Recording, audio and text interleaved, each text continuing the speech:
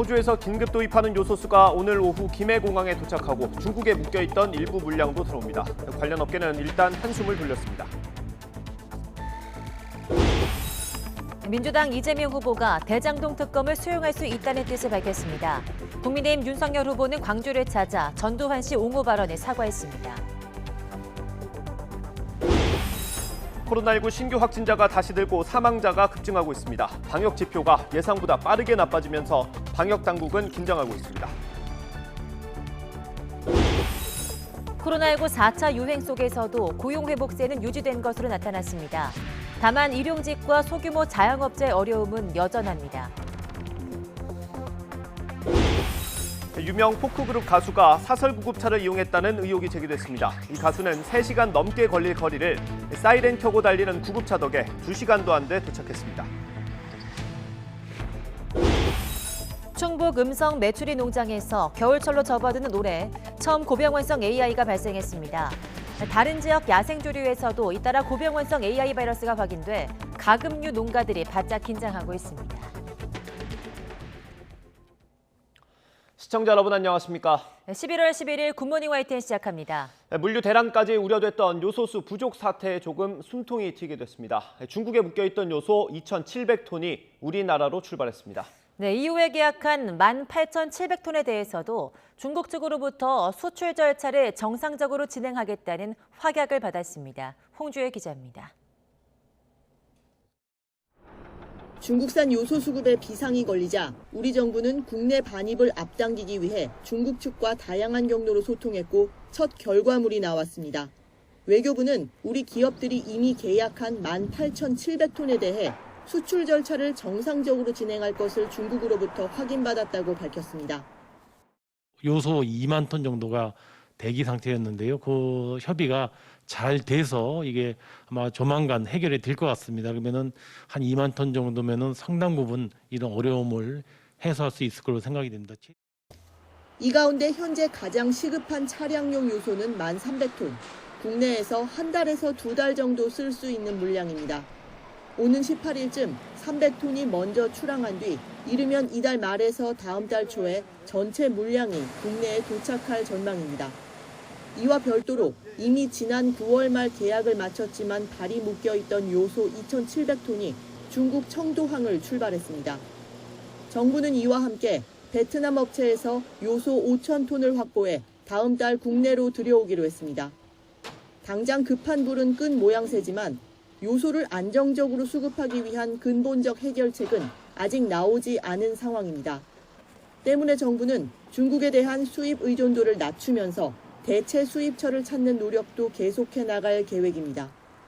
YTN 홍주혜입니다. 일단 화물차를 운행하는 관련 업계는 한숨 돌리게 됐다는 반응입니다. 다만 임시 방편에 불과한 만큼 근본적인 대책이 나오지 않는다면 충격파는 반년 넘게 갈 수 있다는 우려도 나오고 있습니다. 권남기 기자입니다. 종이 상자며 포장지까지 수도권에서 버려지는 종이가 화물차마다 가득 실렸습니다. 요소수가 없어 조만간 차를 멈출 지경이다 보니 중국에서 조금이나마 수입될 거란 소식이 그렇게나 반갑습니다. 화물차들이 운행을 안 해가지고 지금 물건이 못 나가고 있는 형편이에요. 기대는 좀 하고 있는데 실제로 들어오면 너무 좋을 것 같습니다. 중국에서 이미 출발한 산업용 요소 2,700톤은 국내 시멘트 업계에서 20일 정도 쓸 물량입니다. 하나의 출발로 생각하고 있기 때문에 저희는 되게 반갑게 생각을 하고 있고. 문제는 앞으로 남은 계약 물량이 얼마나 빨리 들어올 수 있느냐입니다. 업계에선 중국 통관이 보통 2에서 3주 정도 걸리고 여기에 요소 옮길 배까지 구하는 시간을 더하면 한 달을 훌쩍 넘길 거로 보고 있습니다. 다만 통관을 마치고 배만 잡는다면 이후 상황은 일사천리로 진행됩니다. 중국에서 출발해 100길로 2, 3일 정도면 국내에 도착합니다. 이후 신속 통관 제도를 이용해 항구에 물건을 내리면 바로 공장으로 옮기고 공장에선 하루 정도면 요소를 요소수로 생산할 수 있습니다. 원재료 요소가 국내로 들어오기만 하면 3, 4일 안에 요소수 완제품이 시장에 풀릴 수도 있는 겁니다.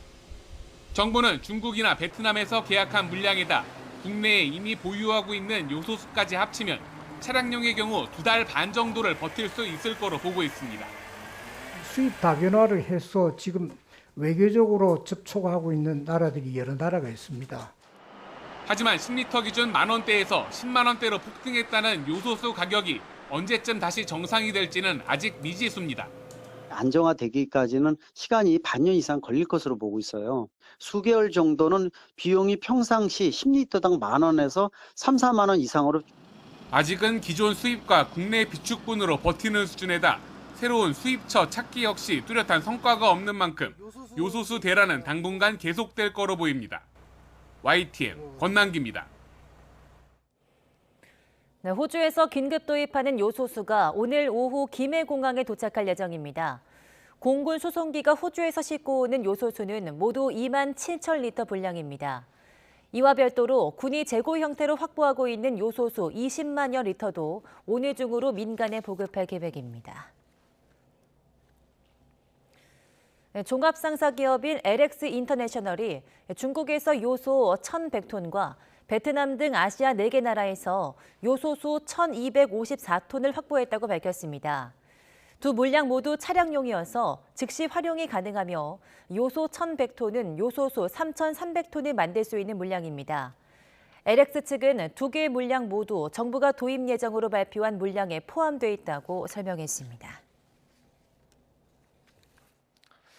민주당 이재명 후보가 대장동 특검을 수용할 수 있다는 뜻을 밝혔습니다. 진실이 드러나면 더 유리할 거라면서 자신감을 내비치기도 했습니다. 다만 검찰 수사가 부족하다고 판단된다는 전제와 부산저축은행 비리 사건에 대한 윤석열 후보의 부실 수사 의혹까지 포함해야 한다는 조건을 달았습니다. 송재인 기자의 보도입니다. 민주당 이재명 대선 후보가 검찰의 대장동 수사 결과가 미진하다면 특검을 해야 한다고 밝혔습니다. 그동안 받아들이지 않았던 특검에 대한 입장을 선회한 겁니다.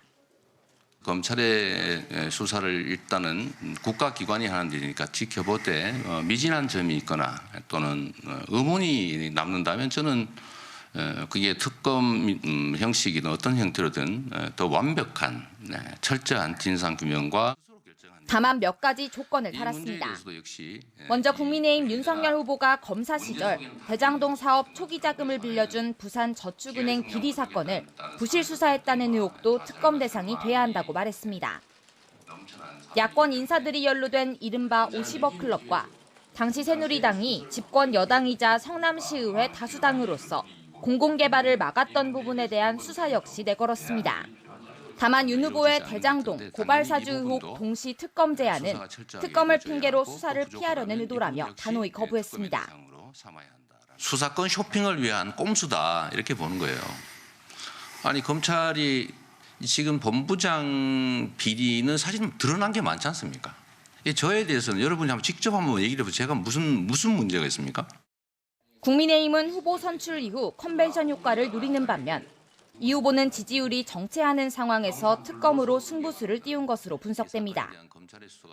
왜 바로 특검을 받진 않느냐는 질문에는 이렇게 답했습니다. 특검 만능주의적 사고를 하시는 것 같습니다. 특검 임명하고 수사 계획 짜고 인력 선발하고 하려면 아마도 서너 달 걸릴 겁니다. 대선 끝납니다. 그러면서 결국 특검을 통해서라도 진실이 드러나면 자신에게 유리할 거라며 자신감을 내비쳤습니다. 유동규 전 본부장을 비롯한 인사 책임에는 부족했다며 다시 한번 사과하면서도 당장 선대위에서 활동하고 있는 정진상 부실장의 통화 논란에 대해선 지나치다고 목소리를 높였습니다. 이에 대해 윤석열 후보는 정확한 내용은 모르겠다면서도 특검 수용은 바람직하다고 짧게 언급했습니다. 어떤 입장인지 정확히 모르겠는데 특검 수용은 바람직한 일이라고 생각합니다. 이 후보의 대장동 특검 입장 변화로 대선 본선 경쟁이 어떤 국면에 들어설지 주목됩니다. YTN 송재인입니다. 특검을 논의할 국회에서도 기류가 바뀐 게 조금 느껴집니다. 민주당 역시 조건부 수용으로 협상의 여지를 남겼는데 국민의힘은 시간 끌지 말라고 재촉하고 있습니다. 하지만 당장 특검 도입에 합의해도 인선과 수사 범위까지 걸리는 게 한두 개가 아닙니다. 대선을 앞두고 이해관계가 복잡한 만큼 넘어야 할 산은 더 많습니다. 이어서 부장원 기자입니다. 국민의힘은 이재명 후보가 조건부 특검 수용 가능성을 언급한 뒤에도 의심의 눈초리를 지우지 않았습니다. 시간 끌기용 나쁜 계략이라면서 즉각 수용을 촉구했습니다. 더 이상 특검을 미루기 어려운 만큼 국민적 분노가 끓어오르니까 결국 시간 끌기 하면서 허지부지하다가 나중에 국민 기억 속에서 사라지게 하려는 그런 아주 나쁜 계략이라고 생각됩니다. 국민의힘의 특검 수용 압박을 적반하장이라고 몰아붙여왔던 민주당은 당혹스러운 분위기 속에서도 일단은 이재명 후보와 발을 맞췄습니다. 검찰 수사가 미진하다면 야당과 협상에 나설 수 있다고 전향적인 입장을 내놓은 겁니다. 검찰 수사가 미진해서 이 특검을 도입해야 한다라고 하면 여야 간의 이 협의를 통해서 특검법 협상을 하겠습니다. 야당의 요청을 받아보겠습니다. 다만 특검 논의에 속도가 붙을 것이란 전망에는 확대 해석하지 말아달라고 당부했습니다. 여야가 특검 조건부 수용과 즉각 수용으로 맞서곤 있지만 조만간 협상이 시작될 것이라는 관측도 나옵니다. 물론 당장 대선이 넉 달도 남지 않은 상황에서 실현 가능성에는 의문부호가 붙습니다. 아무리 출범을 서둘러도 특검 인선과 수사 준비에 한 달은 걸리는 데다 수사 대상부터 범위까지 여야의 이해가 판이한 만큼 이걸 어떻게 좁히느냐도 숙제입니다. 이재명 후보가 직접 특검 논의에 시동을 걸고 나서면서 이제 공은 다시 국회로 넘어왔습니다. 협상의 물꼬는 열렸지만 여야의 입장차가 여전한 상황에서 논의에 속도가 붙을지는 아직 불투명합니다. YTN 부장원입니다. 전두환 씨 옹호 발언으로 논란을 빚었던 국민의힘 윤석열 후보는 광주를 찾았습니다. 사과하기 위해서 5.18 민주묘지까지 갔지만 거센 항의에 가로막혔습니다. 결국 헌화와 분향은 하지 못했고 추모탑과 멀리 떨어진 곳에서 고개를 숙였습니다. 박서경 기자입니다. 쿠데타와 5.18만 빼면 전두환 씨가 정치는 잘했다고 말했다가 논란에 휩싸였던 국민의힘 윤석열 후보. 대선 후보로 확정된 뒤 처음으로 광주 5.18 민주묘지를 찾아 고개 숙여 사과했습니다. 상처받으신 모든 분들께 원수로 사과드립니다.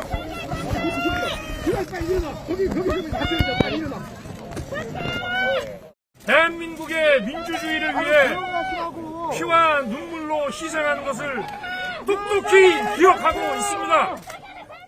사과의 뜻에서 첫 지방 일정으로 호남을 택한 겁니다. 방명록에는 민주화 인권의 5월 정신을 세우겠다고 썼고 헌법 전문에 5.18 정신을 넣겠다는 뜻도 거듭 밝혔습니다. 하지만 참배의 길은 험난했습니다. 윤 후보가 도착도 하기 전부터 정치쇼라는 시민단체의 반대 시위가 이어졌고 강주방문 델타코 반대한다! 반대한다! 반대한다! 반대한다! 입구에서 묘지까지 가는 길은 끝내 가로막혔습니다. 윤 후보는 30분 정도 서서 길 터주기를 기다렸지만 끝내 진입하지 못한 채 멀찍이 서서 참배해야 했습니다. 저분들의 그 마음을 제가 10분 이해를 하고요. 이 마음을 계속 유지해서 가지고 가겠습니다.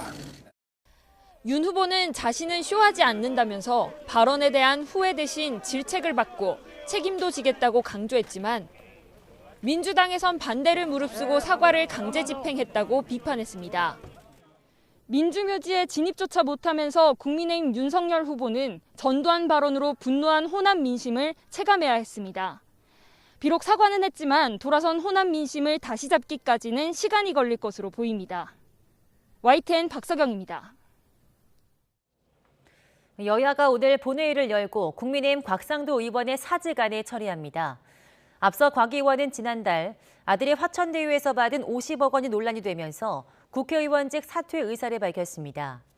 곽 의원의 사직안은 무기명 표결에 붙여져 재적 의원 과반 출석의 출석 인원의 과반이 찬성하면 가결됩니다. 국회 윤리특별위원회는 오늘 전체 회의를 열어 무소속 윤미향, 박덕흠, 이상직 의원과 국민의힘 성일종 의원 징계안을 심의합니다. 윤미향 의원은 한국정신대 문제대책협의회 자금을 횡령해서 손해를 입혔다는 의혹으로 징계안이 발의됐고 박덕흠 의원은 가족회사가 피감기관으로부터 수주계약을 맺을 수 있게 개입했다는 의혹을 받고 있습니다. 또 이상직 의원은 자녀가 소유한 이스타홀딩스 비상장 주식을 매각하거나 백지 신탁하지 않았다는 의혹으로 성일종 의원은 비상장 주식의 직무 관련성 심사를 제때 받지 않은 의혹으로 윤리특위 심의를 받습니다.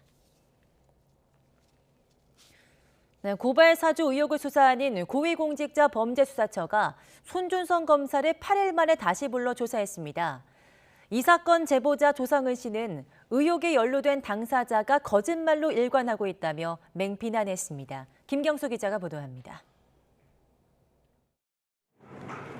8일 만에 공수처에 다시 불려나온 손준성 검사는 이번에도 비공개 출석을 택했습니다. 1차 조사 때처럼 공수처 관용차를 타고 그대로 가림막 시설 안으로 들어갔습니다.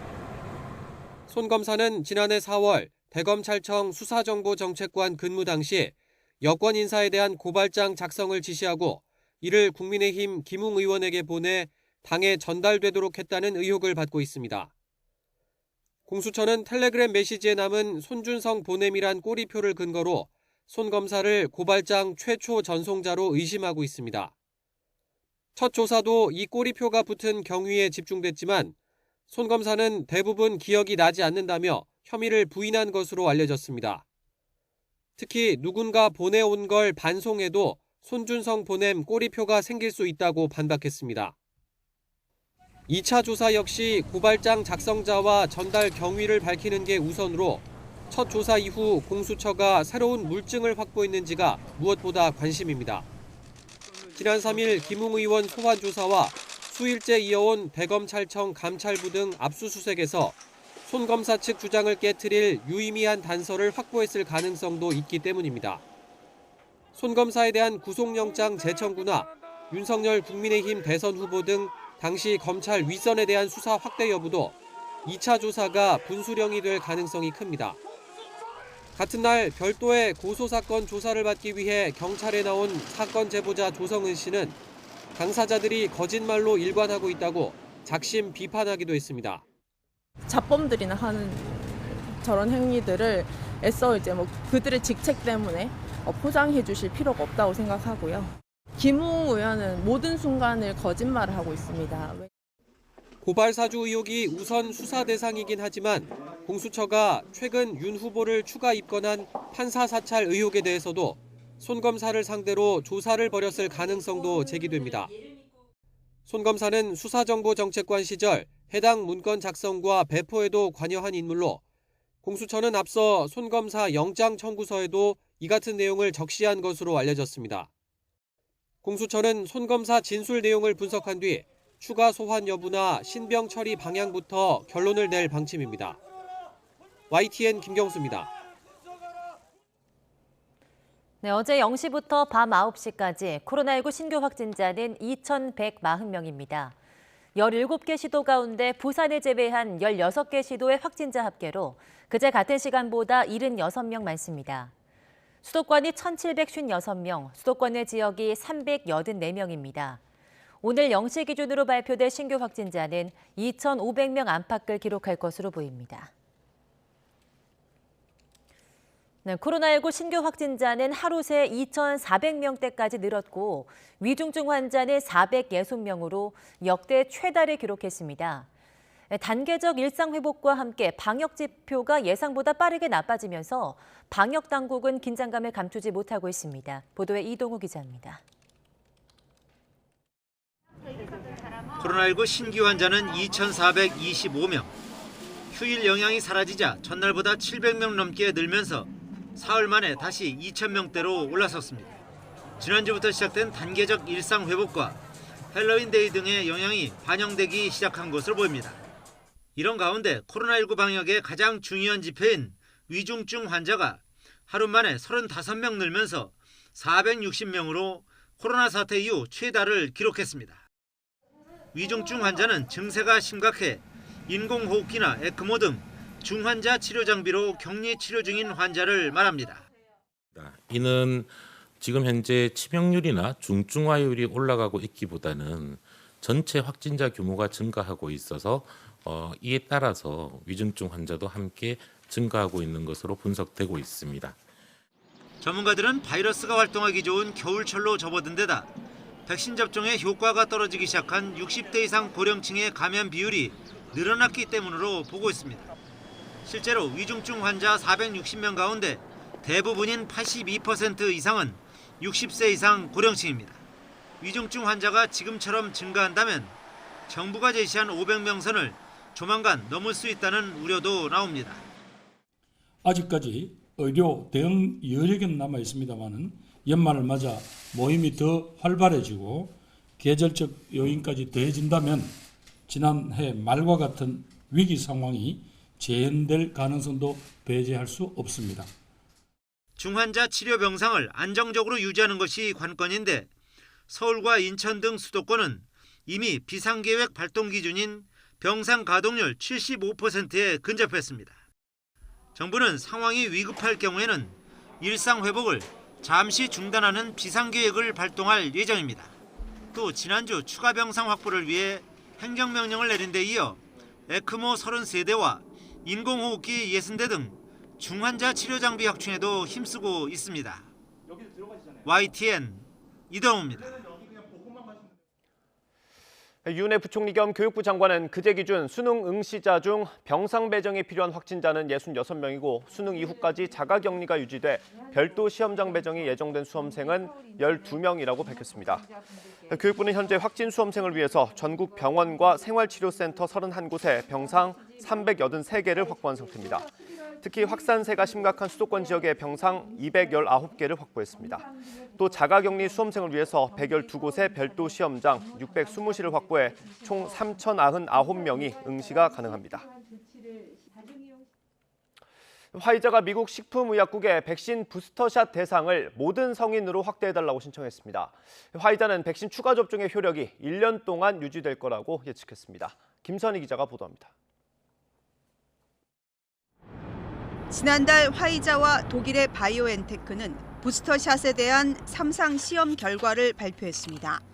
미국과 브라질 등에서 16세 이상 10,000명을 대상으로 3차 접종을 진행했는데 2차 접종보다 효과가 좋았다고 밝혔습니다. 부스터샷 접종에 대한 예방 효과가 95%로 집계됐고 심각한 부작용도 없었다는 겁니다. 엘버트 블라 화이자 CEO는 2차 접종 6개월 뒤부터 면역력이 떨어진다는 점을 강조하며 부스터샷이 예방 효과를 더 높일 수 있다고 말했습니다. It looks like that it will last for a year. It looks like that there is a chance that this will become an annual revaccination. 화이자는 이번 시험 결과를 토대로 FDA에 코로나19 백신 부스터샷 대상을 18세 이상 모든 성인으로 확대해달라고 신청했습니다. 현재 미국에서 화이자 백신 부스터샷은 65세 이상 고령자와 65세 미만 고위험군만 가능합니다. 뉴욕타임스는 FDA가 오는 25일 추수감사절 전까지 화이자의 부스터샷 확대 신청을 허가할 것으로 보인다고 보도했습니다. 최근 유럽 등 여러 나라의 코로나19 재확산 움직임이 두드러지면서 각국 정부는 부스터샷 확대에 주력하고 있습니다. 캐나다는 18세 이상 모든 성인에 대해 부스터샷 사용을 승인했고 프랑스도 다음 달 초부터 50대 이상을 대상으로 부스터샷 접종을 시작합니다. YTN 김선입니다. 미국이 세계 분쟁 지역의 코로나19 백신 제공 계획을 밝히는 등 전염병 대유행 극복에 리더십 부각에 나섰습니다. 토니 블링컨 미국 국무장관은 현지 시각 10일 정의원 장관 등 20여 개국 외교장관이 참석하는 코로나19 관련 화상회의를 열었습니다. 블링컨 장관은 회의에서 분쟁 지역과 인도적 어려움을 겪는 곳에 백신을 전달하기 위해 얀센 백신을 만드는 존슨앤존슨과 백신 공동구매 배분 국제 프로젝트 합의를 미국이 중재했다고 발표했습니다. 블링컨 장관은 백신 공급망과 접종소 관리를 위해 민간 기업이 무료로 협력하는 새로운 민관 파트너십을 마련할 거라고도 밝혔습니다. 코로나19의 4차 유행 속에서도 고용 회복세는 지속된 것으로 나타났습니다. 지난달 취업자는 65만 2천 명이 늘어서 8개월째 증가세가 이어졌는데요. 다만 일용직과 직원일 등 자영업자 등 취약계층은 여전히 어려운 상황입니다. 보도에 오인석 기자입니다. 코로나19 확산의 직격탄을 맞은 숙박 음식점업은 백신 접종률이 높아지면서 지난달 취업자가 2만 2천 명 늘었습니다. 9월에 이어 두 달째 증가세가 이어졌습니다. 보건업과 사회복지 서비스업은 취업자 증가폭이 처음으로 30만 명을 넘었습니다. 운수 창구업과 교육 서비스업도 취업자가 늘었습니다. 지난달 취업자 수는 1년 전보다 65만 2천 명 증가했습니다. 지난 3월 이후 8개월 연속 증가세가 이어졌습니다. 30대를 제외한 전 연령대에서 취업자가 늘었습니다. 특히 15세에서 29세 청년층 취업자는 8개월 연속으로 증가했습니다. 사회적 거리두기가 지속되는 가운데 비대면 디지털 전환, 수출 호조, 작년 기저효과 등으로 취업자는 8개월 연속 증가하고 실업자와 비경제활동 인구는 감소하였습니다. 취업자가 전체적으로 늘었지만 도소매업과 제조업은 줄었습니다. 또 일용직과 직원을 둔 자영업자 등 고용 취약계층의 취업 감소세도 계속됐습니다. 지난달 고용 동향과 관련해 홍남기경제부총리는 코로나19 발생 이전 고점인 지난해 2월 취업자 수 대비 99.9%까지 회복했다고 밝혔습니다. 그러면서 서비스업을 중심으로 민간 일자리 회복세가 이어지고 공공, 준공공 부문도 고용시장의 버팀목이자 민간 일자리 마중물로 역할을 지속하고 있다고 평가했습니다. 또 고용 취약 피해 계층의 고용 상황에 대해선 경각심을 갖고 더 면밀히 살피겠다고 덧붙였습니다. 정부는 소비 쿠폰 전면 재개와 코리아 세일 페스타 등을 통해 민간 일자리 회복세가 가속화하도록 적극 지원하기로 했습니다. YTN 오인석입니다. 최근 공시지가 1억 원 이하인 이른바 저가 아파트를 법인이나 외지인들이 대거 사들이는 움직임이 당국에 포착됐습니다. 1억 원 이하는 세금 규제 대상이 아니란 점을 노린 투기 수요를 보이는데요. 정부가 대대적인 조사에 들어갔습니다. 김우준 기자가 보도합니다. 정부의 강력한 규제로 오름세가 한풀 꺾인 부동산 시장. 특히 서울 아파트 매수세는 8주 연속 하락했습니다. 최근에 들어와서 부동산이 가파르게 오르는 오름세가 일단은 주춤하면서 꺾였다고 이렇게 판단을 합니다. 이런 상황에서 인기를 끌고 있는 건 전국의 1억 원 이하 저가 아파트입니다. 지난 9월 전체 주택 거래 가운데 무려 34%나 차지했습니다. 눈에 띄는 건 법인 투자자 등 이른바 부동산 큰손들의 움직임입니다. 지난 4월 저가 아파트 거래 가운데 법인이 차지하는 비중은 5%에 불과했지만 이후 꾸준히 오르면서 지난 8월에는 22%까지 치솟았습니다. 법인들이 투기 수요라는 의심을 받으며 저가 아파트를 대거 사들이는 이유는 뭘까? 취득세와 양도세 중과 등의 세금 규제를 받지 않기 때문입니다. 이런 틈새를 투기 단타 수요가 파고든 겁니다. 문제는 때 아닌 인기에 실거래가가 올라가면서 주요 실수요자인 저소득층이 가격 부담을 떠안게 됐습니다.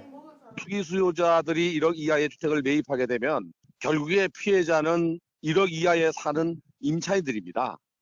뿐만 아니라 이제 수요자가 늘어나면서 오히려 또 가격이 올라갈 수도 있고요. 여기에 임대료까지도 올라갈 수 있습니다. 결국 정부가 칼을 빼들었습니다. 거래 내역을 분석해 위법 사항이 발견되면 해당 법인이나 외지인을 수사기관에 고발한다는 방침입니다. 법인 명의 투자는 실거주보다는 수익 목적으로 여러 채를 매입하는 경우가 많은데요. 자금 출처나 세금 누락, 그리고 계약 과정에서 다운 계약서 같은 이상 거래에 대해서 집중 점검하지 않을까 생각이 됩니다. 하지만 이번 정부 조사가 그나마 저가 아파트 거래로 버틴 지방 부동산 시장을 위축시킬 수 있다는 우려와 함께 정책 실패로 인한 가격 상승을 인간으로 떠넘기는 건 아니냐는 비판도 적지 않습니다. YTN 김우준입니다. 네, 서울시 의회가 김원동 서울주택도시공사 SH 사장 후보자에 대해서 부적격 판단을 내렸습니다. 시의회는 인사청문회 결과 부적격 의견으로 경과보고서를 의결했다고 밝혔습니다. 인사청문 특별위원회는 정책 부작용에 대한 김 후보자의 이해가 부족하고 정부의 무능으로 집값이 올랐다는 편파적인 시각을 내놓았다고 주장했습니다. 시의회가 부적격 판단을 내렸지만 오세훈 서울시장은 김 후보자를 사장으로 임명할 것으로 보입니다.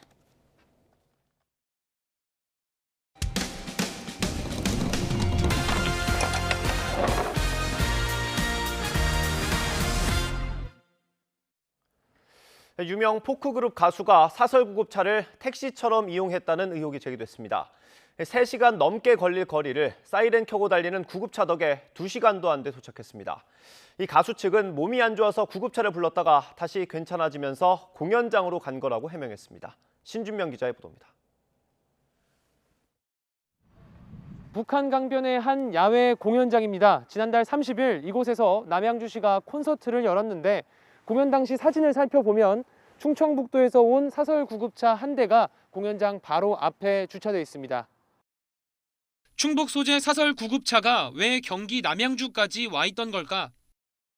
80년대 대비해 오랜 기간 인기를 유지하며 대중에 널리 알려진 포크그룹 리더 A씨가 이 사설 구급차를 타고 청주에서 남양주 공연장까지 이동한 것으로 확인됐습니다. 내려주셨다는 거죠? 그 행사장에? 네네네네. 병원을 간 게 아니라 거기서 공연을 하셨네요? 거기 내려드리면 그분 뭐 컨디션 따라서 뭐 할 수도 있는 문제고. 청주에서 열린 지인 결혼식에 참석했던 A씨는 열이 나고 혈압이 높아지는 등 몸 상태가 좋지 않다며 사설 구급차를 불러 탑승했습니다. 그런데 원래 가려던 서울의 대형 병원은 가지 않고 공연장으로 향했습니다. 탑승 비용은 23만 원. 주말이면 교통정체로 3시간 넘게 걸릴 거리인데 사이렌을 켜고 달리는 사설 구급차를 이용해 2시간도 채 걸리지 않아 도착한 겁니다. A씨 측은 구급차를 타고 병원으로 이동하는 도중 몸 상태가 좋아져 공연장으로 행선지를 바꾼 것뿐이라고 해명했습니다. 술 마시려고 구급차 타고 올라오셨는데 도중에 조금 편안해지셨다 하더라고요. 그럼 컨디션 회복됐는데 그럼 도로에 중간에 내려야 되는 건가요? 하지만 당일 A씨 측이 남양주시와 행사업체에 건강상의 문제로 공연에 늦거나 참석이 어렵다고 언급하지 않았던 것으로 확인됐습니다. 사설 구급차를 개인적인 용도로 이용한 이른바 연예인 택시일 가능성이 제기됩니다. 앞서 지난 2013년엔 코미디언 강유미 씨가 공연 시간에 늦어 구급차로 이동했다는 사실이 SNS를 통해 알려지면서 비난이 쏟아졌습니다. 응급의료법에 따라 사설 구급차는 응급 환자 이송 외에 다른 목적으로 사용할 수 없습니다. 위반 시 1년 이하 징역, 1,000만 원 이하 벌금을 받을 수 있습니다. 보건복지부와 관할 지자체는 A씨가 탑승했던 사설 구급차 업체를 상대로 정확한 경위를 조사해 위반 사항이 확인되면 고발할 방침입니다. YTN 신준명입니다. 2,500억 원대 기획부동산 사기 의혹 사건 저희가 앞서 몇 차례 전해드렸습니다.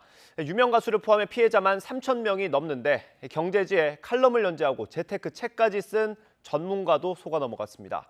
이 작가는 지인들에게 소개하고 수수료를 챙겼다가 뒤늦게 본인도 피해를 봤다고 호소했습니다. 이준엽 기자가 취재했습니다. 피해자 3,000명에게 수익을 내기 어려운 땅을 속여 판 혐의로 경찰 수사를 받은 기획부동산 그룹.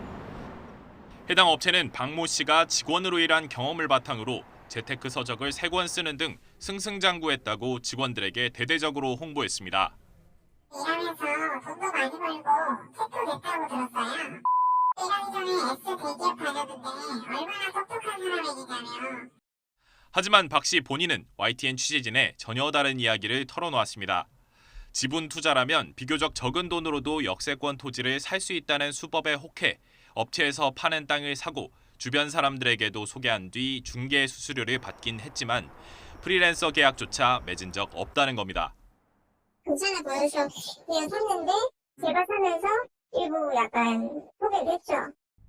게다가 정작 박 씨가 지난 2018년 업체로부터 매입한 땅 2필지는 오히려 너무 비싸게 사 수익을 보기가 요원하고 본인이 운영하던 카페 회원들에게 중개한 땅도 일부 강제 수용되면서 투자금이 반토막 나 이젠 직접 책임져야 하는 상황이 됐습니다. 업체의 모르쇠로 본인 투자금 손실은 물론 지인들에 대한 경제적인 책임까지 더해져 극심한 스트레스에 시달린다고 호소했습니다. 우리 손해보신 부분들은 제가 책임지고 끝까지 하려고 하고 있는 거죠. 전문가들은 각종 개발 제안으로 지번 쪼개기조차 어려운 땅에 지분 투자를 권하는 경우가 많다며 주의해야 한다고 조언했습니다. 지분으로 소유를 하게 된 경우에는 법적으로도 그렇고 현실적으로도 굉장히 어려움들이 많기 때문에 그것을 본인이 감내할 수 있는지 객관적으로 잘 판단해 봐야 됩니다. 땅 투자 칼럼니스트조차 홀린 소자본 역세권 투자의 유혹. 토지는 지분을 쪼개 투자하면 처분과 활용이 모두 어려운 만큼 수익을 미끼로 권하면 일단 사기로 의심하고 투자하지 않아야 피해를 예방할 수 있다는 지적입니다. YTN 이준엽입니다.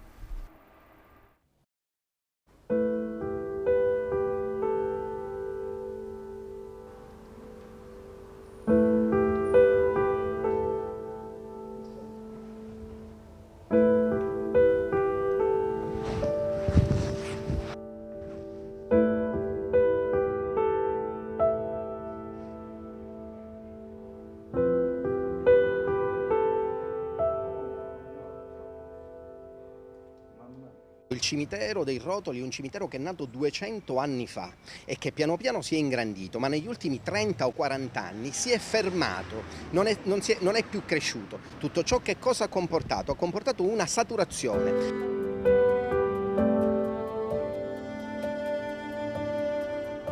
Vedere queste salme abbandonate in queste strutture precarie, sotto il sole, sotto la pioggia, sotto il vento è veramente deprimente, perché vedere le famiglie, soprattutto le famiglie che vengono qui a non poter onorare i loro cari è veramente una umiliazione insostenibile.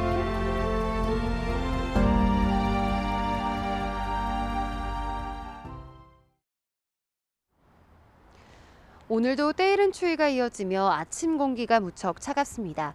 현재 서울 기온은 2.4도로 어제보다는 조금 높지만 여전히 예년 기온을 3도가량 밑돌고 있습니다. 한낮에도 서울 기온 9도에 머물면서 여전히 예년보다 쌀쌀한 날씨가 이어지겠는데요. 따뜻한 옷차림으로 보온에 각별히 신경 써주시기 바랍니다. 오늘도 곳곳으로 비나 눈이 내리는 곳이 있습니다. 지금은 남부지방을 중심으로 산발적인 비가 내리고 있는데요. 오전 중에 다시 서해상에서 비구름이 발달해 유입되겠고 내일까지 경기 남부와 충청 이남 지역에 5에서 20mm의 비가 이어지겠습니다. 특히 대설특보가 계속되는 제주 산간에는 최고 5cm의 눈이 더 내릴 것으로 보입니다. 오늘 출근길 추위는 여전합니다. 현재 강원도 설악산의 기온은 영하 9.3도까지 떨어졌고요. 대관령은 영하 2.1도, 파주는 영하 1.3도 등 중부지방에서는 영하권을 보이는 곳이 많습니다. 낮 기온은 서울이 9도, 대전과 광주, 대구 12도로 어제와 비슷하겠고 찬바람의 낮 동안에도 종일 쌀쌀하겠습니다. 내일은 서울에서도 첫 영하권 기온을 보이며 때이른 추위가 절정에 달하겠고요. 주말 낮부터 추위는 점차 누그러지겠고 다음 주 수능일에는 이맘때 늦가을 날씨를 되찾겠습니다. 현재 강풍주의보가 내려진 강원 산간에는 오늘 오전까지 초속 25m 안팎의 강풍이 불겠습니다. 시설물 관리와 안전사고에 주의해 주시기 바랍니다. 지금까지 상암동 야외 스튜디오에서 YTN 홍나실입니다. 호주에서 긴급 도입하는 요소수가 오늘 오후에 김해공항에 도착하고 중국에 묶여있던 일부 물량도 들어옵니다. 관련 업계는 일단 한숨을 돌렸습니다.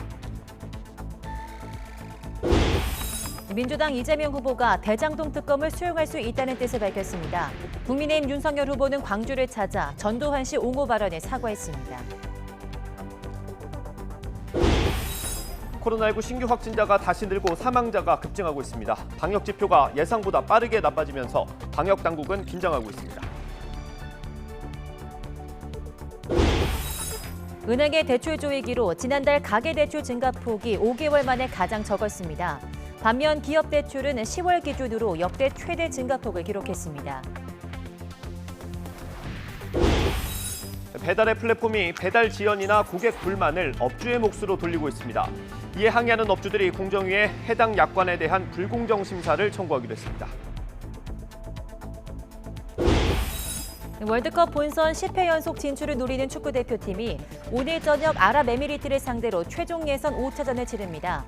벤투호는 오늘 반드시 승리해 조 2위권을 굳힌다는 전략입니다. 굿모닝 YTN 이어가겠습니다. 우리나라 기업들이 중국 측과 이미 계약한 요소 18,700톤의 수출 절차가 진행될 예정인 가운데 차량용 요소 300톤이 다음 주에 먼저 중국에서 출항할 것으로 보입니다. 외교부 당국자는 수출 전 검사가 완료된 물량이 300톤 정도라면서 다음 주 중에 선적이 돼서 출항이 가능한 상황으로 파악하고 있다고 밝혔습니다. 중국 내 검사 기간 등을 고려할 때 나머지 차량용 요소 10,000여 톤은 이르면 이달 말이나 다음 달 초 국내에 반입될 것으로 전망됩니다. 한국 기업들이 계약한 중국산 요소 18,700톤은 국내 소요량의 2-3달치에 해당하는 물량으로 요소수 수급난의 단기적 해소에 기여할 것으로 기대됩니다. 호주에서 긴급 도입하는 요소수가 오늘 오후 김해공항에 도착할 예정입니다. 공군 수송기가 호주에서 싣고 오는 요소수는 모두 27,000리터 분량입니다. 이와 별도로 군이 재고 형태로 확보하고 있는 요소수 20만여 리터도 오늘 중으로 민간에 보급할 계획입니다. 네, 국회에서는 요소수 부족 사태에 대한 정부의 미흡한 대처가 도마 위에 올랐습니다. 네, 청와대는 뼈아프게 생각하고 아쉬움도 있지만 비교적 단기간에 대응을 잘했다고 밝혔습니다. 백종교 기자입니다. 내년도 청와대 예산안 심사를 위한 국회 운영위원회 전체 회의가 열렸지만 요소수 품귀 사태와 관련한 질문이 먼저 쏟아졌습니다. 요소수 대란 문제는 경제안보, 공공안전, 물류민생과 직결된 사안입니다. 관련해서 어떠한 대책을 추진하고 계십니까? 청와대는 중국에서 이미 계약된 18,700톤을 이용하면 3개월 정도 차량용으로 공급이 가능하다고 설명했습니다. 장기적인 대책도 언급했습니다.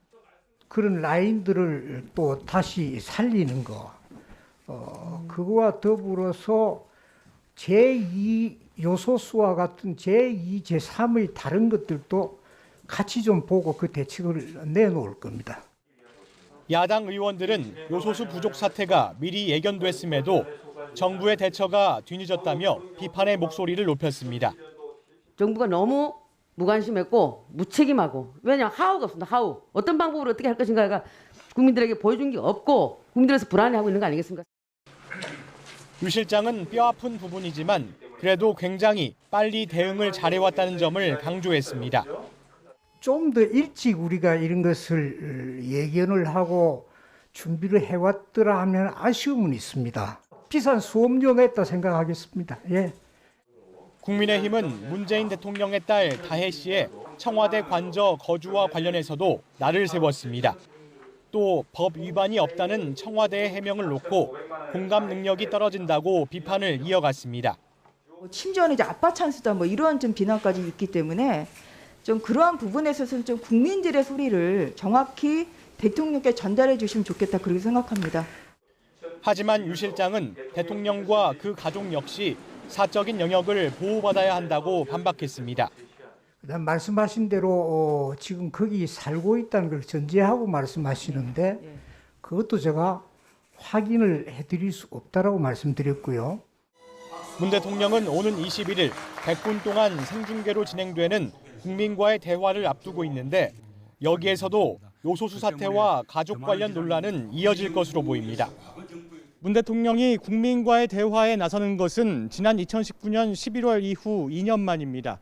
남은 임기 6개월 동안의 국정 운영 구상에 대해 설명하는 자리가 될 텐데 국민들의 궁금증을 얼마나 해소할 수 있을지 주목됩니다. YTN 백종규입니다. 민주당 이재명 후보가 대장동 특검을 수용할 수 있다는 입장을 밝혔습니다. 다만 검찰 수사가 부족할 경우라는 전제와 몇 가지 조건을 달았습니다. 직접 들어보겠습니다. 특검을 하자 이런 요구가 있고 또 많은 분들이 거기에 동의한다는 것을 잘 알고 있습니다. 그래서 이 문제에 대해서 검찰의 수사를 일단은 국가기관이 하는 일이니까 지켜보되 미진한 점이 있거나 또는 의문이 남는다면 저는 그게 특검 형식이든 어떤 형태로든 더 완벽한 철저한 진상규명과 그의 엄정한 책임 추궁이 반드시 필요하고 그 점에 대해서 전적으로 공감한다는 말씀을 드립니다. 윤 후보께서는 그 대장동 게이트하고 고발 사주 의혹을 세트 특검하자 이런 얘기를 하셨어요. 수사권 쇼핑을 위한 꼼수다 이렇게 보는 거예요. 아니 검찰이 지금 본부장 비리는 사실 드러난 게 많지 않습니까? 저에 대해서는 여러분이 한번 직접 한번 얘기를 해보세요. 제가 무슨 문제가 있습니까? 예를 들면 직원을 잘못 관리했다. 예를 들면 충분히 100% 완벽하게 유능하지 못했다는 점 지적 외에 구체적으로 뭘 잘못했다는 겁니까? 없잖아요. 있으면 지금 엄청나게 질문이 쏟아졌겠죠. 0대 10인데 왜 이걸 1대1 만들려고 그러냐. 우리는 한 골도 안 먹었어요. 잘못한 게 없습니다. 이재명 후보는 오늘 국회에서 가상자산을 주제로 한 청년 간담회를 열고 2030 세대 표심 공략 행보를 이어갑니다. 오늘 일정은 지난 9일 부인 김혜경 씨 낙상 사고로 한 차례 취소됐던 일정으로 이 후보는 가상자산 과세 유예 입장을 거듭 강조하면서 청년 세대와 접촉면을 넓혀나갈 계획입니다. 이어 데니얼 크리튼브링크 미 국무부 동아시아 태평양 담당 차관보와 크리스토퍼 델코소 주한 미국 대사관 대사 대리를 접견해 한미 관계와 대북 정책 현안을 논의합니다. 또 싱하이밍 주한 중국 대사도 만나 한중 관계 현안을 협의하며 외교 지도자로서 이미지를 부각할 방침입니다. 전두환 옹호 발언으로 논란을 빚은 국민의힘 윤석열 후보가 광주 5.18 민주묘역을 찾았습니다. 항의 시위로 추모탑까지 가지 못하고 먼발치에서 고개를 숙였습니다. 당시 장면 직접 보겠습니다. 제 발언으로 상처받으신 모든 분들께 머리 숙여 사과드립니다.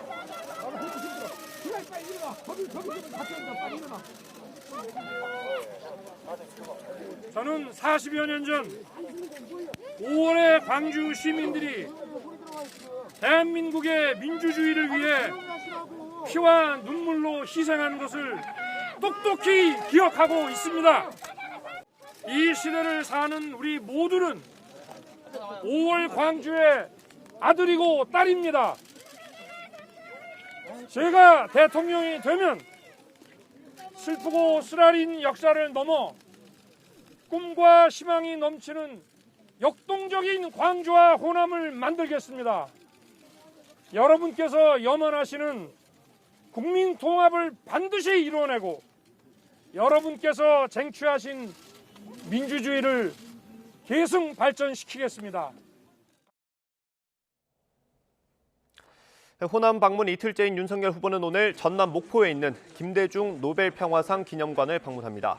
어제 고 홍남순 변호사 생가와 5.18 자유공원, 민주묘역을 방문한 데 이은 국민 통합 행보의 하나로 윤 후보는 기념관을 둘러본 뒤 경남 김해 봉화마을에 노무현 전 대통령 묘역도 참배할 예정입니다.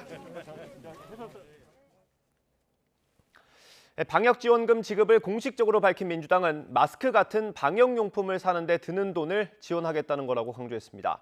하지만 홍남기 부총리는 올해 받을 세금을 뒤로 미루는 건 법을 따져야 한다면서 거듭 부정적인 입장을 밝혔습니다. 김승환 기자의 보도입니다. 방역지원금을 띄운 민주당은 마스크나 소독제 등 방역용품을 사는 데 적잖은 돈이 들어간다는 이유를 들었습니다. 일상 회복을 위한 비용을 지원하겠다는 설명입니다. 일상 회복과 함께 이 방역에 대해서도 국민들께 지원을 해드려야 한다라는 취지에서 매표 행위라는 지적에 이재명 후보는 골목 경제를 살리고 양극화를 완화하기 위한 거라며 발끈했습니다. 돈 준 쪽 손보고 그쪽으로 확 많이 몰려서 찍을 것이다라고 하는 것은 저는 국민 모독에 가깝다.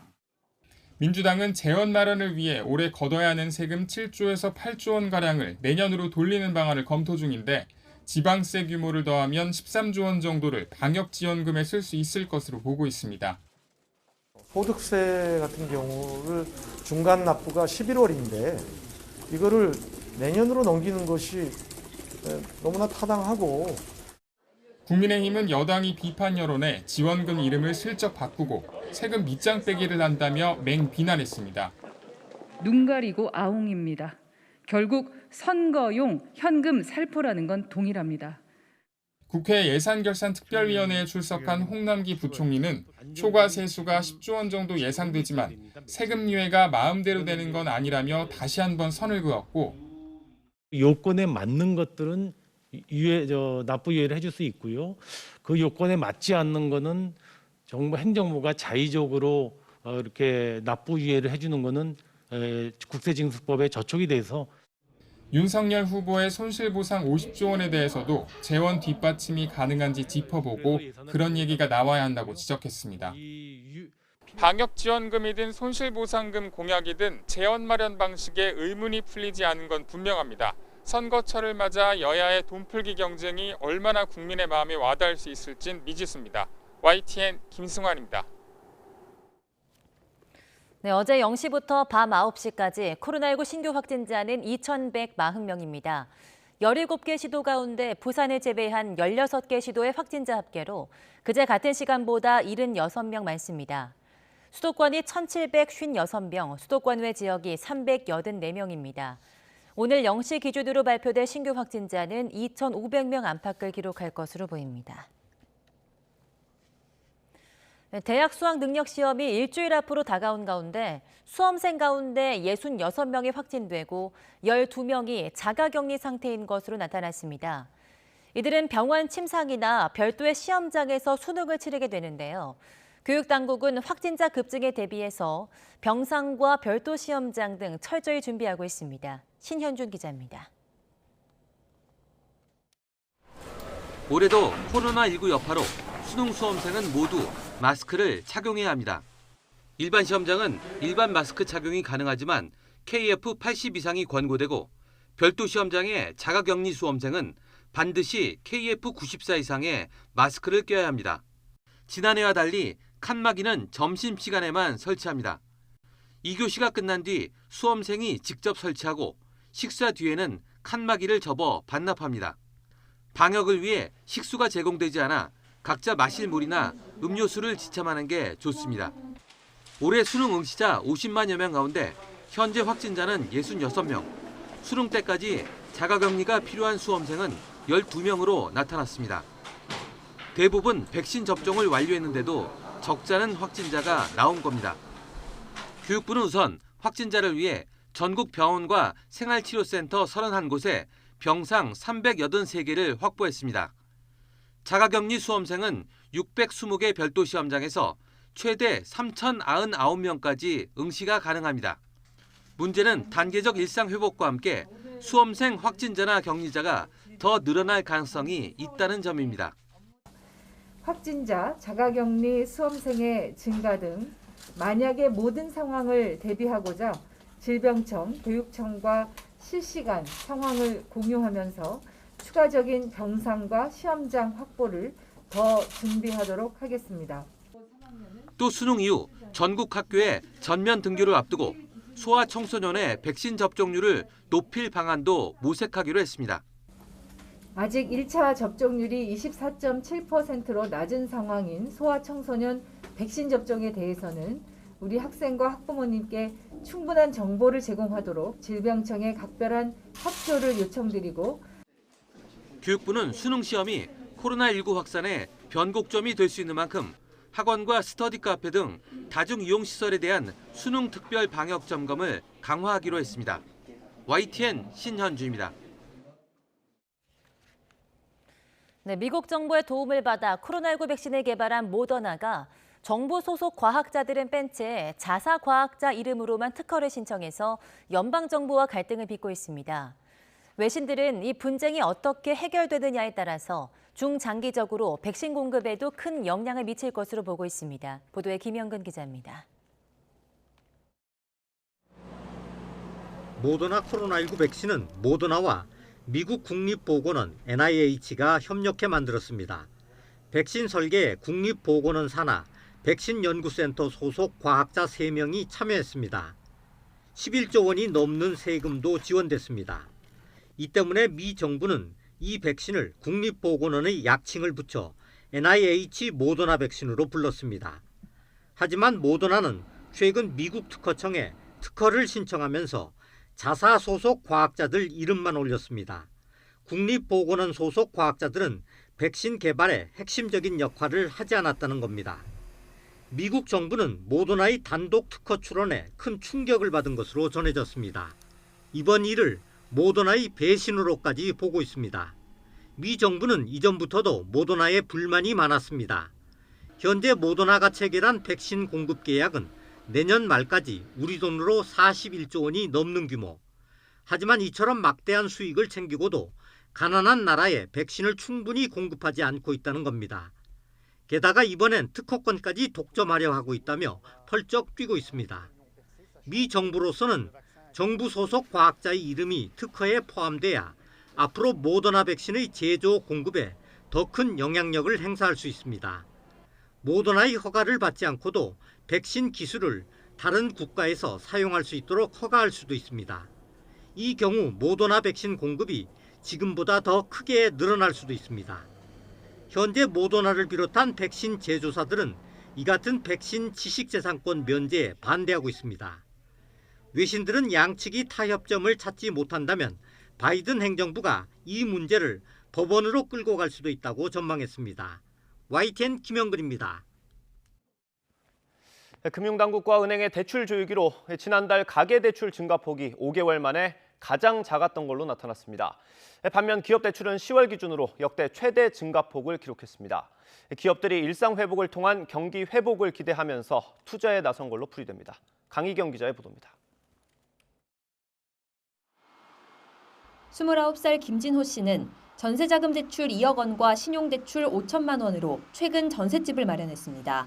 안도의 한숨도 잠깐, 문제는 다른 곳에서 생겼습니다. 돈이 더 필요해 추가로 신용대출을 받으려 했지만 정부의 가계대출 규제로 발목을 잡힌 겁니다.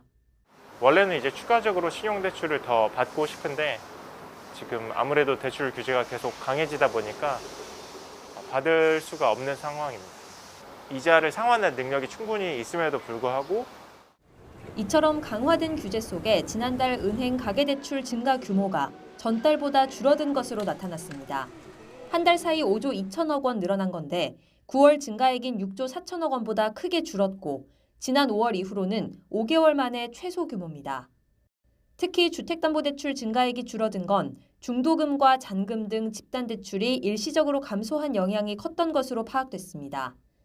한국은행은 또 가계대출 규제가 증가세에 어느 정도 영향을 미쳤다면서도 대출 수요 자체가 줄었다고 보긴 어렵다고 설명했습니다. 현재 경기 사정 그리고 부동산 가격의 급등으로 인해서 가계대출 수요는 크게 증가한 상황이고요. 증가 속도가 감소한 부분이 있긴 하지만 오히려 위험하거나 높은 금리의 대출로 이동하면서 실질적인 가계대출의 위험도가 증가하는 부분이 있고요. 반면 기업대출은 크게 늘었습니다. 매년 10월 기준으로 은행 기업대출 가운데 역대 최대 증가폭을 기록했습니다. 중소기업 대출 증가가 특히 눈에 띄는데 경기 회복 기대감이 커지면서 사업을 재개하기 위한 시설자금 대출 수요 비중이 컸던 것으로 파악됐습니다. 다만 한국은행은 코로나19 상황이 좋아져 대출 만기 연장 등 정부 지원이 끝나면 부실대출 문제가 생길 수 있다며 상황을 예의주시해야 한다고 설명했습니다. YTN 강희경입니다. 서울주택도시공사 SH 사장 공백이 6개월 넘게 이어지고 있는 가운데 김원동 사장 후보자에 대한 인사청문회가 열렸습니다. 경제정의 실천 시민연합 출신인 김 후보자는 서울의 반값 아파트를 넉넉하게 공급하겠다고 밝혔는데 민주당 소속 시의원들은 실현 가능성이 낮다고 질타했습니다. 김종균 기자의 보도입니다. 현 정부의 부동산 정책을 강하게 비판해오던 김원동 SH 사장 후보자가 청문회 자리에 섰습니다. 김 후보자는 양질의 주택을 주변 시세보다 저렴하게 꾸준히 공급하겠다고 밝혔습니다. 이른바 반값 아파트 공급으로 집값을 안정시키겠다는 구상입니다.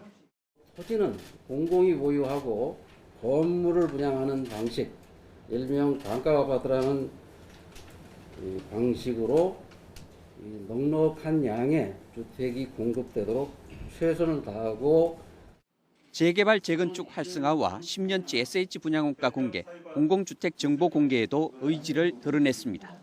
10만 채의 공공주택 아파트와 약 2만여 채의 다가구 다세대 주택이 어느 위치, 어느 동에 어느 정도 가격으로 임대가 되고 있고 어디가 비어있고.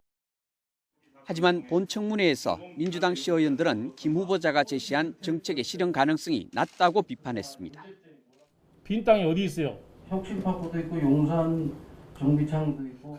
서울시 주택정책실과 이견이 있다 하더라도 경실련 측이 요구한 분양원가 공개 내용과 형식 그대로 공개하시겠다라는 것을 말씀하시는 거죠? 예. 인사청문회 결과 시의회가 부적격 의견을 내더라도 오세훈 서울시장은 서울시와 시의회 간 협약에 따라 SH 사장을 임명할 수 있습니다. YTN 김주길입니다. 세계 각국이 내년 말까지 국가별 온실가스 감축 목표를 더 강화하는 방안을 논의하기로 했습니다. 제26차 유엔 기후변화 협약 당사국 총회 의장국인 영국은 이 같은 내용이 담긴 성명 초안을 제안했습니다. 강성욱 기자의 보도입니다. 제26차 유엔 기후변화 협약 당사국 총회 폐막이 하루 앞으로 다가온 가운데 공동 성명의 초안이 공개됐습니다. 핵심은 2030년 국가별 온실가스 감축 목표 NDC를 다시 평가하고 내년 말까지 국가별 목표를 더 강화하자는 내용입니다. 이와 관련해 BBC는 중국과 인도, 브라질, 사우디아라비아와 같은 국가들이 어떻게 반응할지 흥미롭다고 보도했습니다. 지구온도 상승폭을 1.5도 이내로 제한하려면 2050년 탄소 중립이 필요한데 이들 국가의 온실가스 감축 목표는 이에 못 미치고 있기 때문입니다. All over the years they have been pledging and they have failed to deliver. They are talking about their targets at 2030, 2050, and yet people are dying right now. People are suffering the crisis right now. 성명 초안에는 명시적으로 석탄 사용과 화석연료 금융 지원 중단 속도를 높이도록 촉구하는 내용도 포함됐습니다. 하지만 이번 COP26 합의로는 지구온도 상승폭 1.5도 제한이라는 목표 달성이 어렵다는 평가가 나오자 보리스 존슨 영국 총리가 다시 글래스고로 향했다고 현지 언론들이 보도했습니다. The draft cover text that has been published this morning must now be seen as the baseline. The absolute objective is to negotiate the ambition in that upwards, and we must avoid it being negotiated downwards. And therefore, I welcome the fact the Prime Minister is back today. COP26에 참가한 200개국 대표들은 폐회를 하루 앞두고 공동성명의 최종 문구 조율 작업을 벌이고 있습니다.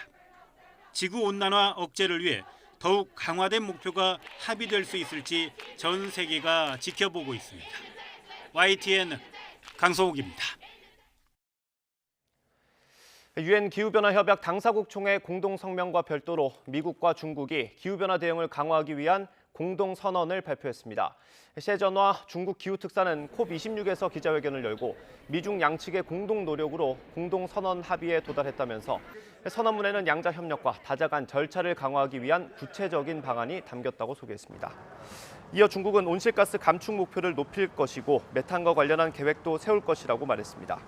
양국은 선언문에서 지구 온도 상승에 메탄이 미치는 영향을 인식하고 2020년대 메탄 배출을 줄이는 조치가 필수적이라고 의견을 모았습니다. 전기자동차 업계 1위 테슬라의 대항마로 평가받는 미국 스타트업 리비안이 나스닥에 상장했습니다. 로이터 통신 등 외신은 현지 시각 10일 리비안 공모가가 주당 $78로 확정됐고 시초가는 공모가보다 60% 높은 $125에 이를 전망이라고 보도했습니다. 리비안 시장 가치는 $1,070억, 우리 돈 116조 1,500억 원으로 예상됩니다. 리비안 시가총액이 $1,000을 넘어서면 미국 빅3 완성차 업체인 포드와 제너럴 모터스, 크라이슬러 모회사인 스텔란티스 시총을 앞지르게 됩니다. 미국의 인플레이션 압력이 더 커지고 있습니다. 미국 노동부는 지난달 소비자 물가지수가 1년 전보다 6.2% 급등해 1990년 12월 이후 최대폭 상승을 기록했다고 밝혔습니다. 올해 들어 소비자 수요가 회복되는 가운데 전방위적인 공급망 차질과 인력 부족으로 기업들이 소비자 가격을 꾸준히 올린 결과라고 블룸버그 통신은 분석했습니다.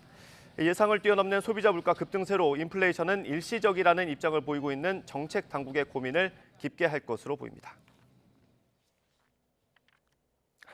미국의 신규 실업수당 청구 건수가 코로나19 사태 이후 5주 연속으로 최저치를 경신했습니다.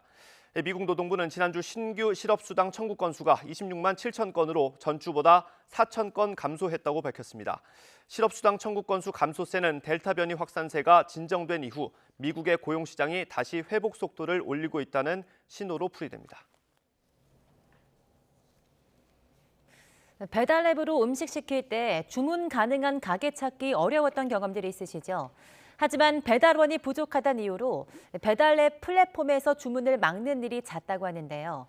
이로 인한 배달 지연이나 고객 불만은 업주들이 고스란히 감당해야 하는 실정입니다. 김혜린 기자가 취재했습니다. 음식점을 운영하는 A씨는 배달앱 때문에 골머리를 앓고 있습니다.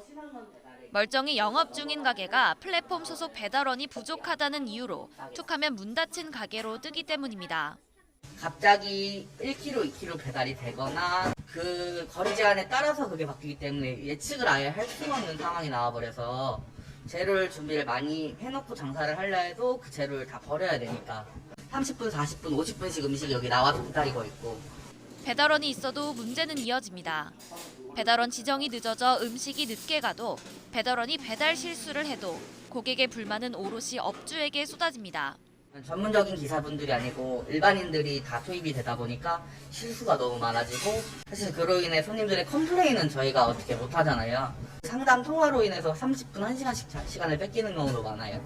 이런 상황을 감안해 배달비 인상폭이라도 낮춰주기를 바라지만 배달 플랫폼 측은 요지부동입니다. 바로 불공정한 약관 때문입니다. 플랫폼에서 자의적으로 서비스를 제한할 수 있는가 하면 배달 사고나 음식물 훼손 등으로 인한 이른바 별점 테러나 악평 등은 책임지지 않아도 되게 돼 있습니다. 나는 멀쩡히 문을 열고 식재료를 준비해서 장사를 준비하고 있음에도 불구하고 내 고객들이 쿠팡이츠 앱을 통해서 주문하려고 하면 그 매장은 아직 준비 중이라고 뜬다든지 오픈 전이라고 뜬다든지. 이 같은 불공정 약관 문제는 배달 플랫폼만의 문제가 아닙니다. 쇼핑, 여행, 부동산, 가격 비교 등 거의 모든 영역의 온라인 플랫폼 업체들이 일방적으로 계약 해지가 가능한 불공정 약관 조항을 두고 있습니다. 이 때문에 자영업자들은 플랫폼 서비스의 질이 떨어져도 입을 다물 수밖에 없습니다. 절대 문제 제기를 못한다는 겁니다.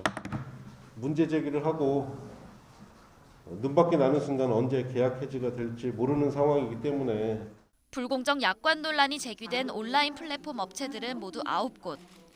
자영업자들과 시민단체는 이들을 상대로 공정거래위원회에 불공정 심사를 청구하기로 했습니다.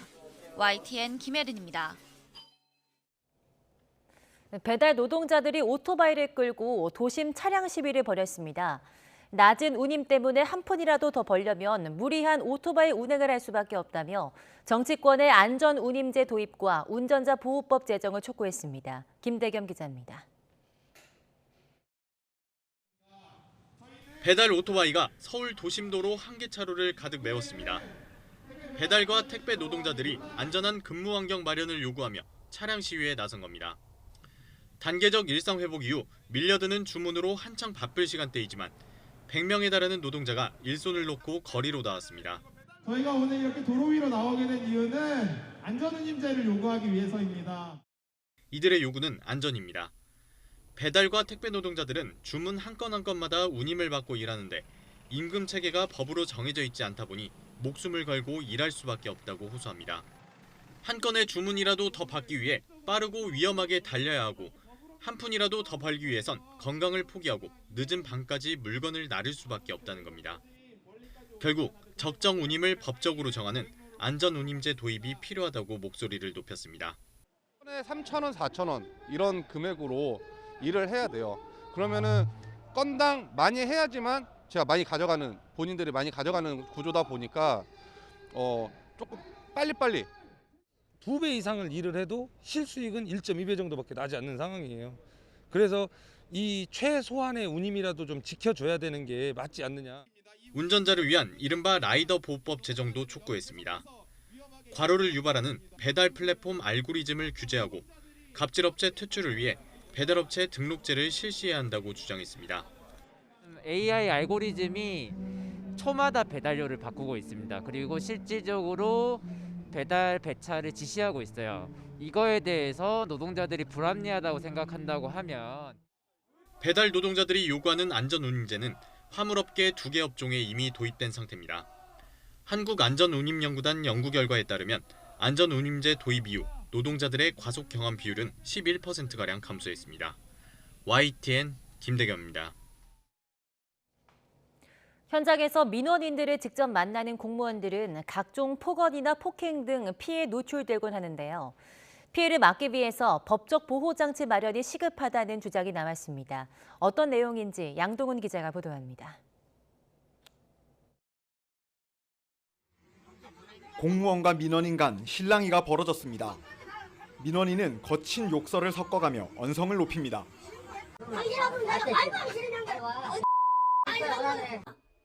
점점 감정이 격해지더니 공무원의 목을 잡으며 소리를 지릅니다.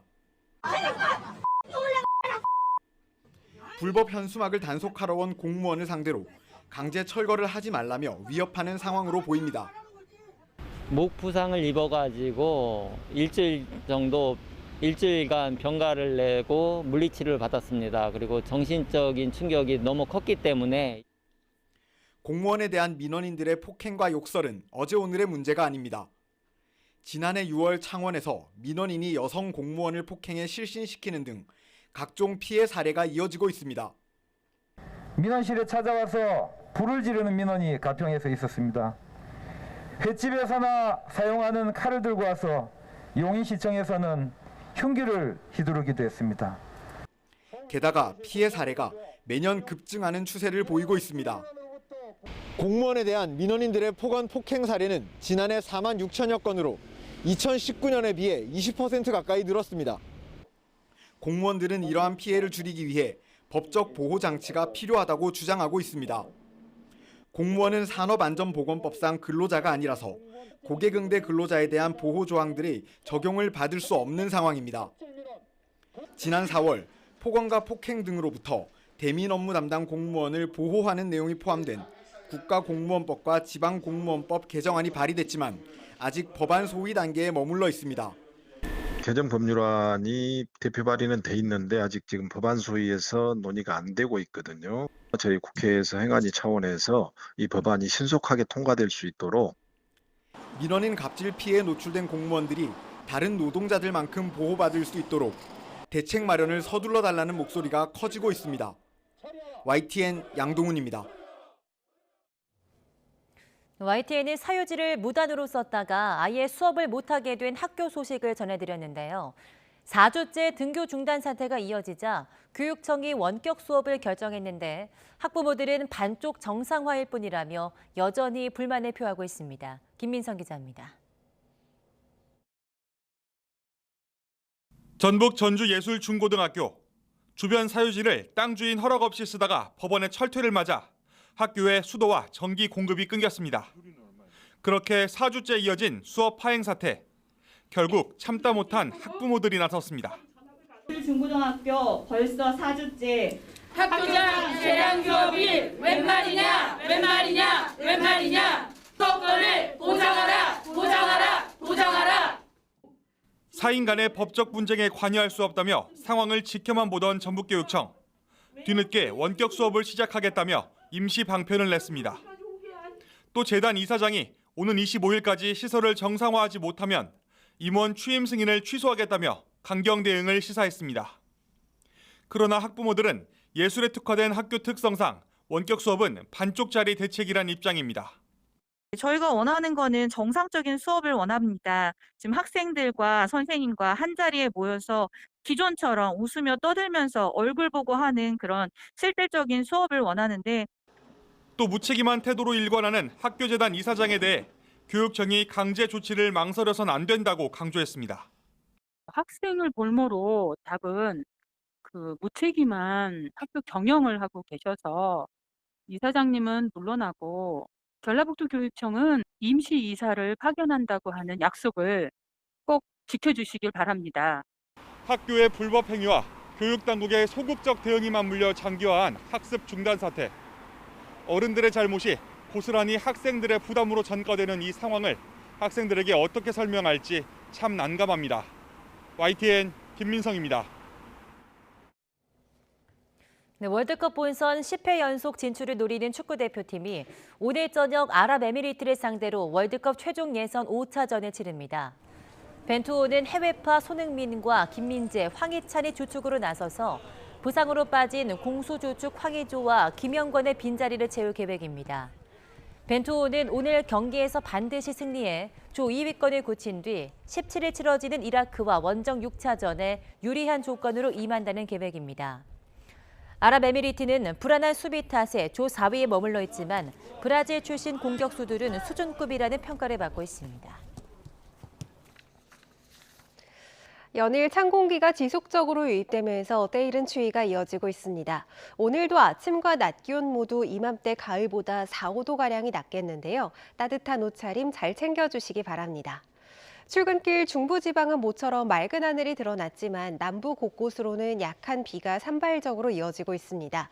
내일까지 경기 남부와 충청 이남을 중심으로 오락가락 비가 내리겠고 서울은 오늘 낮 동안 빗방울이 떨어지거나 눈이 날리는 곳이 있겠습니다. 대설특보가 내려진 제주 산간은 최고 5cm의 눈이 내려 쌓이겠습니다. 오늘도 일부 내륙은 영하권으로 기온이 떨어지면서 파주의 기온이 영하 1.3도를 보이고 있고 서울은 2.1도, 대전 3.7도를 나타내고 있습니다. 한낮에도 바람이 다소 강하게 불면서 체감 온도를 떨어뜨리겠습니다. 오늘 서울 낮 기온은 9도, 대전과 대구, 광주 모두 12도 선에 머물겠습니다. 내일은 서울 아침 기온이 영하 1도까지 떨어지면서 추위가 절정에 달하겠고요. 주말 낮부터는 기온이 올라서 수능 당일은 예년 늦가을 날씨를 회복하겠습니다. 지금까지 날씨 정보였습니다. 네, 때이른 추위가 몰아친 가운데 한라산에 눈이 내렸습니다. 단풍이 지기도 전에 눈이 내리면서 한라산은 가을과 겨울이 함께하는 이색 풍경을 자아냈습니다. 고재영 기자의 보도입니다. 한라산의 높은 봉우리가 하얗게 변했습니다. 지난 8일 첫눈이 내리고 대설특보까지 이어지며 해발 1000m 이상 고지대에는 눈이 그대로 쌓인 겁니다. 차로 올라갈 수 있는 천백고지 휴게소도 곳곳에 눈이 쌓였습니다. 한라산에서 첫눈을 만난 관광객들은 눈사람을 만들고 사진도 찍으며 눈을 즐겼습니다. 마음도 환해지는 것 같고 정말 첫눈 봐서 올해는 모든 게 다 잘 될 것 같습니다. 기분 좋습니다. 한라산 높은 곳엔 눈이 내렸지만 낮은 곳은 울긋불긋 단풍이 여전합니다. 가는 계절이 아쉬운 듯 단풍은 그 빛깔을 더욱 뽐냅니다. 관광객은 단풍과 눈을 한꺼번에 만끽하는 색다른 즐거움을 느낍니다. 단풍도 보고 눈도 보고 너무 행복했어요. 빠른 겨울을 맞이한 것 같아요. 한라산 와가지고. 한라산은 서서히 겨울 옷으로 갈아입으며 계절의 문턱을 넘어가고 있습니다. YTN 고재영입니다. 오늘 아침 출근길 사람들이 가장 관심 있는 이슈는 무엇일까요? 매일 아침 관심이 높은 키워드를 골라 전해드리는 오늘 핫 키워드 시간입니다. 가을에 강한 두산이 새 역사를 썼습니다. 사상 처음으로 7년 연속 한국 시리즈에 진출했습니다. 어제 잠실에서 열린 플레이오프 2차전에서 두산은 11대 3으로 삼성을 완파하며 한국 시리즈에 합류했습니다. 삼성은 14승 투수 백정현에 이어 원태인까지 투입하며 총력전에 나섰지만 불붙은 두산의 타선을 막는 데는 실패했습니다. 2015년 10개 구단 체제가 시작된 이후 와일드카드를 거쳐 한국 시리즈에 오른 건 두산이 처음인데요. 사상 처음 7년 연속 한국 시리즈 진출이라는 대기록도 작성했습니다. 오는 일요일부터 정기 1위 KT와의 한국 시리즈가 시작됩니다. 교도소 재소자가 코로나19 백신을 맞고 이틀 만에 숨진 채 발견됐습니다. 보건당국은 백신 이상 반응의 인과성을 따져볼 예정입니다. 어제 오전 광주교도소에서 20대 재소자가 숨진 채 발견됐습니다. 지난 월요일 모더나 2차 접종을 받은 지 이틀 만인데요. 해당 재소자는 백신을 맞고 특별한 이상 반응은 없었고 사망에 이를 만한 특별한 지병도 없는 것으로 파악됐습니다. 보건당국은 숨진 재소자의 부검 결과를 토대로 백신 중증 이상 반응 인과성 평가를 시행할 예정입니다. 다음 키워드 보겠습니다. 장애인 질식사가 떠 있는데요. 직원들을 제대로 관리하지 않아서 20대 장애인을 숨지게 한 혐의를 받는 복지시설 원장이 구속됐다는 소식입니다. 지난 8월 인천의 한 장애인 복지시설에서 지적장애 1급인 20대 A씨가 식사 중 쓰러져 숨졌습니다. CCTV에는 사회복지사 B씨가 A씨의 어깨를 팔로 누른 채 강제로 음식을 먹이는 장면이 담겨 있었고 기도 폐쇄에 따른 질식사로 추정된다는 부검 결과가 나왔습니다. B씨는 학대치사와 장애인복지법 위반 혐의로 구속돼 재판에 넘겨졌고요. 직원들을 제대로 관리 감독하지 않은 복지시설 원장에 대해서도 업무상 과실치사 혐의로 구속영장이 발부됐습니다. 층간소음 문제로 이웃과 불편 겪으신 분들 많으실 텐데요. 냄새는 어떤가요? 빌라에서 고기를 구워 먹었다는 이유로 경찰까지 출동했다는 사연이 오늘 마지막 키워드로 선정됐습니다. 한 온라인 커뮤니티에 집에서 고기 구워 먹다가 경찰 출동이라는 제목의 글이 올라왔습니다.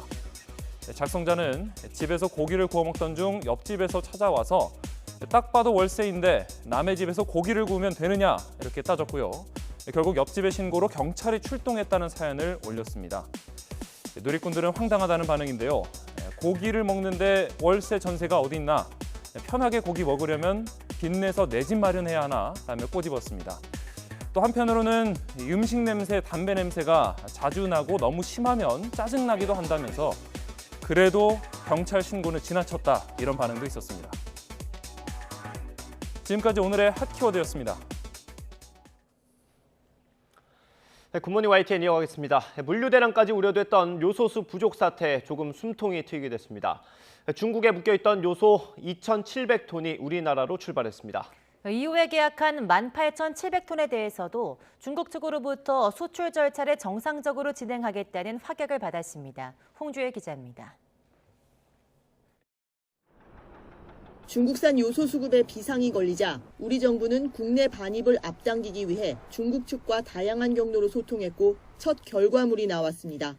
외교부는 우리 기업들이 이미 계약한 18,700톤에 대해 수출 절차를 정상적으로 진행할 것을 중국으로부터 확인받았다고 밝혔습니다.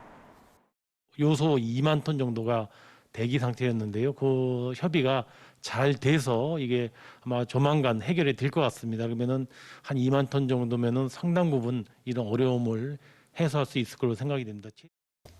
이 가운데 현재 가장 시급한 차량용 요소는 1,300톤. 국내에서 한 달에서 2달 정도 쓸 수 있는 물량입니다. 오는 18일쯤 300톤이 먼저 출항한 뒤 이르면 이달 말에서 다음 달 초에 전체 물량이 국내에 도착할 전망입니다. 이와 별도로 이미 지난 9월 말 계약을 마쳤지만 발이 묶여있던 요소 2,700톤이 중국 청도항을 출발했습니다. 정부는 이와 함께 베트남 업체에서 요소 5,000톤을 확보해 다음 달 국내로 들여오기로 했습니다. 당장 급한 불은 끈 모양새지만 요소를 안정적으로 수급하기 위한 근본적 해결책은 아직 나오지 않은 상황입니다. 때문에 정부는 중국에 대한 수입 의존도를 낮추면서 대체 수입처를 찾는 노력도 계속해 나갈 계획입니다. YTN 홍주혜입니다.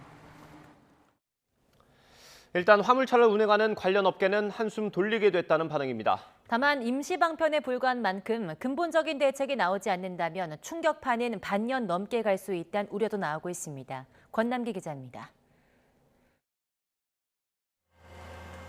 종이 상자며 포장지까지 수도권에서 버려지는 종이가 화물차마다 가득 실렸습니다. 요소수가 없어 조만간 차를 멈출 지경이다 보니 중국에서 조금이나마 수입될 거란 소식이 그렇게나 반갑습니다. 화물차들이 운행을 안 해가지고 지금 물건이 못 나가고 있는 형편이에요. 기대는 좀 하고 있는데 실제로 들어오면 너무 좋을 것 같습니다. 중국에서 이미 출발한 산업용 요소 2,700톤은 국내 시멘트 업계에서 20일 정도 쓸 물량입니다. 하나의 출발로 생각하고 있기 때문에 저희는 되게 반갑게 생각을 하고 있고. 문제는 앞으로 남은 계약 물량이 얼마나 빨리 들어올 수 있느냐입니다. 업계에선 중국 통관이 보통 2에서 3주 정도 걸리고 여기에 요소 옮길 배까지 구하는 시간을 더하면 한 달을 훌쩍 넘길 거로 보고 있습니다. 다만 통관을 마치고 배만 잡는다면 이후 상황은 일사천리로 진행됩니다. 중국에서 출발해 100길로 2, 3일 정도면 국내에 도착합니다. 이후 신속 통관 제도를 이용해 항구에 물건을 내리면 바로 공장으로 옮기고 공장에선 하루 정도면 요소를 요소수로 생산할 수 있습니다. 원재료 요소가 국내로 들어오기만 하면 3, 4일 안에 요소수 완제품이 시장에 풀릴 수도 있는 겁니다. 정부는 중국이나 베트남에서 계약한 물량에다 국내에 이미 보유하고 있는 요소수까지 합치면 차량용의 경우 2달 반 정도를 버틸 수 있을 거로 보고 있습니다. 수입 다변화를 해서 지금 외교적으로 접촉하고 있는 나라들이 여러 나라가 있습니다. 하지만 10리터 기준 만원대에서 10만원대로 폭등했다는 요소수 가격이 언제쯤 다시 정상이 될지는 아직 미지수입니다. 안정화되기까지는 시간이 반년 이상 걸릴 것으로 보고 있어요. 수개월 정도는 비용이 평상시 10리터당 만원에서 3, 4만 원 이상으로. 아직은 기존 수입과 국내 비축분으로 버티는 수준에다 새로운 수입처 찾기 역시 뚜렷한 성과가 없는 만큼 요소수 대란은 당분간 계속될 거로 보입니다. YTN 권남기입니다. 민주당 이재명 후보가 대장동 특검을 수용할 수 있다는 뜻을 밝혔습니다. 다만 검찰 수사가 부족하다고 판단될 경우라는 전제와 부산저축은행 비리 사건에 대한 윤석열 후보의 부실 수사 의혹까지 포함해야 한다는 조건을 달았습니다. 송재인 기자의 보도입니다. 민주당 이재명 대선 후보가 검찰의 대장동 수사 결과가 미진하다면 특검을 해야 한다고 밝혔습니다. 그동안 받아들이지 않았던 특검에 대한 입장을 선회한 겁니다.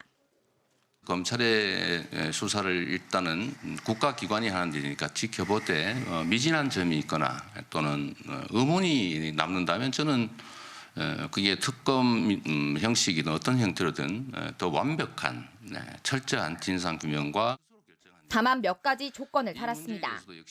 먼저 국민의힘 윤석열 후보가 검사 시절 대장동 사업 초기 자금을 빌려준 부산저축은행 비리 사건을 부실 수사했다는 의혹도 특검 대상이 돼야 한다고 말했습니다. 야권 인사들이 연루된 이른바 50억 클럽과 당시 새누리당이 집권 여당이자 성남시의회 다수당으로서 공공개발을 막았던 부분에 대한 수사 역시 내걸었습니다. 다만 윤 후보의 대장동, 고발사주 의혹 동시 특검 제안은 특검을 핑계로 수사를 피하려는 의도라며 단호히 거부했습니다. 수사권 쇼핑을 위한 꼼수다 이렇게 보는 거예요. 아니 검찰이 지금 본부장 비리는 사실 드러난 게 많지 않습니까? 저에 대해서는 여러분이 한번 직접 한번 얘기를 해보세요. 제가 무슨 문제가 있습니까? 국민의힘은 후보 선출 이후 컨벤션 효과를 누리는 반면 이 후보는 지지율이 정체하는 상황에서 특검으로 승부수를 띄운 것으로 분석됩니다. 왜 바로 특검을 받진 않느냐는 질문에는 이렇게 답했습니다. 특검 만능주의적 사고를 하시는 것 같습니다. 특검 임명하고 수사 계획 짜고 인력 선발하고 하려면 아마도 서너 달 걸릴 겁니다. 대선 끝납니다. 그러면서 결국 특검을 통해서라도 진실이 드러나면 자신에게 유리할 거라며 자신감을 내비쳤습니다. 유동규 전 본부장을 비롯한 인사 책임에는 부족했다며 다시 한번 사과하면서도 당장 선대위에서 활동하고 있는 정진상 부실장의 통화 논란에 대해선 지나치다고 목소리를 높였습니다. 이에 대해 윤석열 후보는 정확한 내용은 모르겠다면서도 특검 수용은 바람직하다고 짧게 언급했습니다. 어떤 입장인지 정확히 모르겠는데 특검 수용은 바람직한 일이라고 생각합니다. 이 후보의 대장동 특검 입장 변화로 대선 본선 경쟁이 어떤 국면에 들어설지 주목됩니다. YTN 송재인입니다. 특검을 논의할 국회에서는 기류가 바뀐 게 조금 느껴지고 있습니다. 민주당 역시 조건부 수용으로 협상의 여지를 남겼는데 국민의힘은 시간 끌지 말라고 재촉하고 있습니다. 대선을 앞두고 이해관계가 복잡한 만큼 넘어야 할 산은 더 많습니다. 부장원 기자의 보도입니다. 국민의힘은 이재명 후보가 조건부 특검 수용 가능성을 언급한 뒤에도 의심의 눈초리를 지우지 않았습니다. 시간 끌기용 나쁜 계략이라면서 즉각 수용을 촉구했습니다. 더 이상 특검을 미루기 어려운 만큼 국민적 분노가 끓어오르니까 결국 시간 끌기 하면서 허지부지하다가 나중에 국민 기억 속에서 사라지게 하려는 그런 아주 나쁜 계략이라고 생각됩니다. 국민의힘의 특검 수용 압박을 적반하장이라고 몰아붙여왔던 민주당은 당혹스러운 분위기 속에서도 일단은 이재명 후보와 발을 맞췄습니다. 검찰 수사가 미진하다면 야당과 협상에 나설 수 있다고 전향적인 입장을 내놓은 겁니다. 검찰 수사가 미진해서 이 특검을 도입해야 한다라고 하면 여야 간의 이 협의를 통해서 특검법 협상을 하겠습니다. 야당의 요청을 받아보겠습니다. 다만 특검 논의에 속도가 붙을 것이란 전망에는 확대 해석하지 말아달라고 당부했습니다. 여야가 특검 조건부 수용과 즉각 수용으로 맞서곤 있지만 조만간 협상이 시작될 것이라는 관측도 나옵니다. 물론 당장 대선이 넉 달도 남지 않은 상황에서 실현 가능성에는 의문부호가 붙습니다. 아무리 출범을 서둘러도 특검 인선과 수사 준비에 한 달은 걸리는 데다 수사 대상부터 범위까지 여야의 이해가 판이한 만큼 이걸 어떻게 좁히느냐도 숙제입니다. 이재명 후보가 직접 특검 논의에 시동을 걸고 나서면서 이제 공은 다시 국회로 넘어왔습니다. 협상의 물꼬는 열렸지만 여야의 입장차가 여전한 상황에서 논의에 속도가 붙을지는 아직 불투명합니다. YTN 부장원입니다. 전두환 씨 옹호 발언으로 논란을 빚었던 국민의힘 윤석열 후보는 광주를 찾았습니다. 사과하기 위해서 5.18 민주묘지까지 갔지만 거센 항의에 가로막혔습니다. 결국 헌화와 분향은 하지 못했고 추모탑과 멀리 떨어진 곳에서 고개를 숙였습니다. 박석영 기자입니다. 쿠데타와 5.18만 빼면 전두환 씨가 정치는 잘했다고 말했다가 논란에 휩싸였던 국민의힘 윤석열 후보. 대선 후보로 확정된 뒤 처음으로 광주 5.18 민주묘지를 찾아 고개 숙여 사과했습니다. 상처받으신 모든 분들께 원수로 사과드립니다.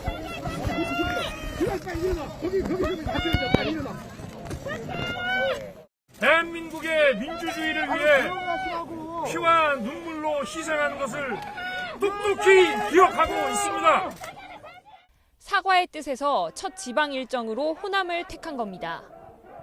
방명록에는 민주화 인권의 5월 정신을 세우겠다고 썼고 헌법 전문에 5.18 정신을 넣겠다는 뜻도 거듭 밝혔습니다. 하지만 참배의 길은 험난했습니다. 윤 후보가 도착도 하기 전부터 정치쇼라는 시민단체의 반대 시위가 이어졌고 강주방문 델타컵 반대한다! 반대한다! 반대한다! 반대한다! 입구에서 묘지까지 가는 길은 끝내 가로막혔습니다. 윤 후보는 30분 정도 서서 길 터주기를 기다렸지만 끝내 진입하지 못한 채 멀찍이 서서 참배해야 했습니다. 저분들의 그 마음을 제가 10분 이해를 하고요. 이 마음을 계속 유지해서 가지고 가겠습니다. 윤 후보는 자신은 쇼하지 않는다면서 발언에 대한 후회 대신 질책을 받고 책임도 지겠다고 강조했지만 민주당에선 반대를 무릅쓰고 사과를 강제 집행했다고 비판했습니다. 민주묘지에 진입조차 못하면서 국민의힘 윤석열 후보는 전두환 발언으로 분노한 호남 민심을 체감해야 했습니다. 비록 사과는 했지만 돌아선 호남 민심을 다시 잡기까지는 시간이 걸릴 것으로 보입니다. YTN 박서경입니다. 어제 0시부터 밤 9시까지 코로나19 신규 확진자는 2,140명입니다. 17개 시도 가운데 부산을 제외한 16개 시도의 확진자 합계로 그제 같은 시간보다 76명 많습니다. 수도권이 1,756명, 수도권 외 지역이 384명입니다. 오늘 0시 기준으로 발표된 신규 확진자는 2,500명 안팎을 기록할 것으로 보입니다. 코로나19 4차 유행 속에서도 고용 회복세는 지속된 것으로 나타났습니다. 지난달 취업자는 65만 2천 명이 늘어서 8개월째 증가세가 이어졌는데요. 다만 일용직과 직원을 둔 자영업자 등 취약계층은 여전히 어려운 상황입니다. 보도에 오인석 기자입니다. 코로나19 확산의 직격탄을 맞은 숙박 음식점업은 백신 접종률이 높아지면서 지난달 취업자가 2만 2천 명 늘었습니다. 9월에 이어 두 달째 증가세가 이어졌습니다. 보건업과 사회복지 서비스업은 취업자 증가폭이 처음으로 30만 명을 넘었습니다. 운수창구업과 교육서비스업도 취업자가 늘었습니다. 지난달 취업자 수는 1년 전보다 65만 2천 명 증가했습니다. 지난 3월 이후 8개월 연속 증가세가 이어졌습니다. 30대를 제외한 전 연령대에서 취업자가 늘었습니다. 특히 15세에서 29세 청년층 취업자는 8개월 연속으로 증가했습니다.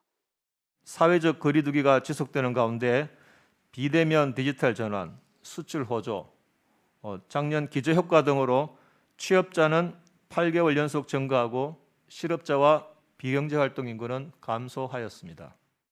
취업자가 전체적으로 늘었지만 도소매업과 제조업은 줄었습니다. 또 일용직과 직원을 둔 자영업자 등 고용 취약계층의 취업 감소세도 계속됐습니다. 지난달 고용 동향과 관련해 홍남기 경제부총리는 코로나19 발생 이전 고점인 지난해 2월 취업자 수 대비 99.9%까지 회복했다고 밝혔습니다.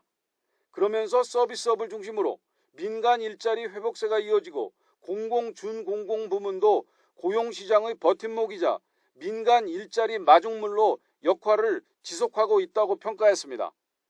또 고용 취약 피해 계층의 고용 상황에 대해선 경각심을 갖고 더 면밀히 살피겠다고 덧붙였습니다.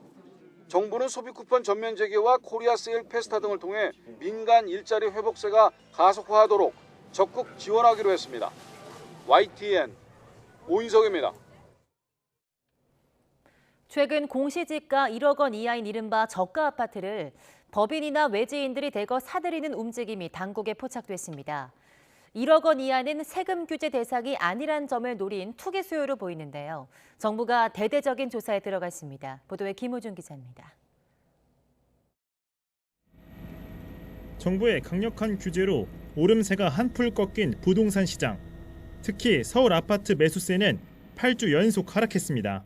최근에 들어와서 부동산이 가파르게 오르는 오름세가 일단은 주춤하면서 꺾였다고 이렇게 판단을 합니다. 이런 상황에서 인기를 끌고 있는 건 전국의 1억 원 이하 저가 아파트입니다. 지난 9월 전체 주택 거래 가운데 무려 34%나 차지했습니다. 눈에 띄는 건 법인 투자자 등 이른바 부동산 큰손들의 움직임입니다. 지난 4월 저가 아파트 거래 가운데 법인이 차지하는 비중은 5%에 불과했지만 이후 꾸준히 오르면서 지난 8월에는 22%까지 치솟았습니다. 법인들이 투기 수요라는 의심을 받으며 저가 아파트를 대거 사들이는 이유는 뭘까? 취득세와 양도세 중과 등의 세금 규제를 받지 않기 때문입니다. 이런 틈새를 투기 단타 수요가 파고든 겁니다. 문제는 때 아닌 인기에 실거래가가 올라가면서 주요 실수요자인 저소득층이 가격 부담을 떠안게 됐습니다. 투기 수요자들이 1억 이하의 주택을 매입하게 되면 결국에 피해자는 1억 이하에 사는 임차인들입니다. 뿐만 아니라 이제 수요자가 늘어나면서 오히려 또 가격이 올라갈 수도 있고요. 여기에 임대료까지도 올라갈 수 있습니다. 결국 정부가 칼을 빼들었습니다. 거래 내역을 분석해 위법 사항이 발견되면 해당 법인이나 외지인을 수사기관에 고발한다는 방침입니다. 법인 명의 투자는 실거주보다는 수익 목적으로 여러 채를 매입하는 경우가 많은데요. 자금 출처나 세금 누락, 그리고 계약 과정에서 다운계약서 같은 이상 거래에 대해서 집중 점검하지 않을까 생각이 됩니다. 하지만 이번 정부 조사가 그나마 저가 아파트 거래로 버틴 지방 부동산 시장을 위축시킬 수 있다는 우려와 함께 정책 실패로 인한 가격 상승을 인간으로 떠넘기는 건 아니냐는 비판도 적지 않습니다. YTN 김우준입니다. 아파트 놀이터에 놀러 온 이웃 아이들을 입주자 대표가 경찰에 신고한 일이 뒤늦게 알려졌습니다. 주거 침입의 기물 파손이라는 건데요.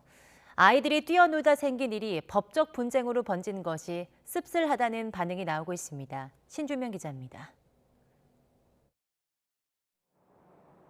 지난달 12일 인천 영종도의 한 아파트 놀이터에서 아이들이 물건을 부수고 있다는 112 신고가 접수됐습니다.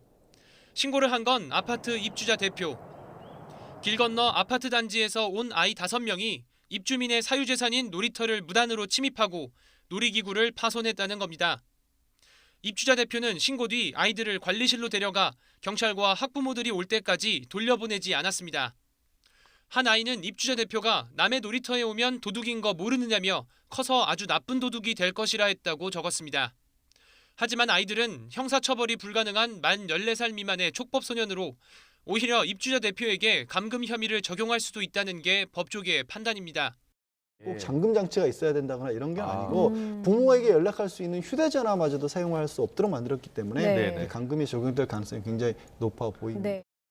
국민청원 게시판에 아이들이 놀이터에서 놀다가 잡혀갔다는 청원글이 올라오면서 논란이 커졌는데 누리꾼들은 부끄러운 어른, 각박한 세상에 아이들만 상처를 입었다는 반응입니다. 경찰은 아이들의 주거 침입 혐의를 수사하는 동시에 협박과 감금 혐의로 입주자 대표를 수사하고 있습니다. 하지만 경찰 관계자마저도 아이들이 뛰어놀다 생긴 일이 법적 분쟁으로 번진 것이 씁쓸하다는 심정을 내비쳤습니다. YTN 신준명입니다. 네, 가수 겸 배우 박유천의 활동에 빨간불이 켜졌습니다. 서울중앙지방법원은 박유천 씨의 매니지먼트를 위탁받은 예스페라가 박유천 씨를 상대로 낸 방송 출연과 연예 활동 금지 가처분 신청을 인용했습니다. 재판부는 본안 판결이 확정될 때까지 박유천 씨는 예스페라가 아닌 제3자를 위한 방송과 연예 활동을 해선 안 된다고 판단했습니다. 박유천 씨 소속사는 오는 2024년까지 독점적 매니지먼트 권한을 예스페라에 위임했지만 예스페라는 박유천 씨가 계약을 위반하고 활동을 이어가려고 했다며 가처분 신청을 제기했습니다. 네, 인도 동북부의 한 도시에서 100여 명이 지카 바이러스에 감염돼 방역 당국의 비상이 걸렸습니다. 현지 매체들은 우타르 프라데시주 칸푸르시에 16명의 신규 감염자가 추가돼 지카 바이러스 감염자 수가 105명으로 늘었다고 전했습니다. 감염자 가운데 2명은 임신부인 것으로 알려졌습니다. 이집트 순모기가 옮기는 지카 바이러스는 신생아 소두증과 뇌신경 장애를 유발하는 것으로 알려졌으며 예방 백신은 아직 없습니다.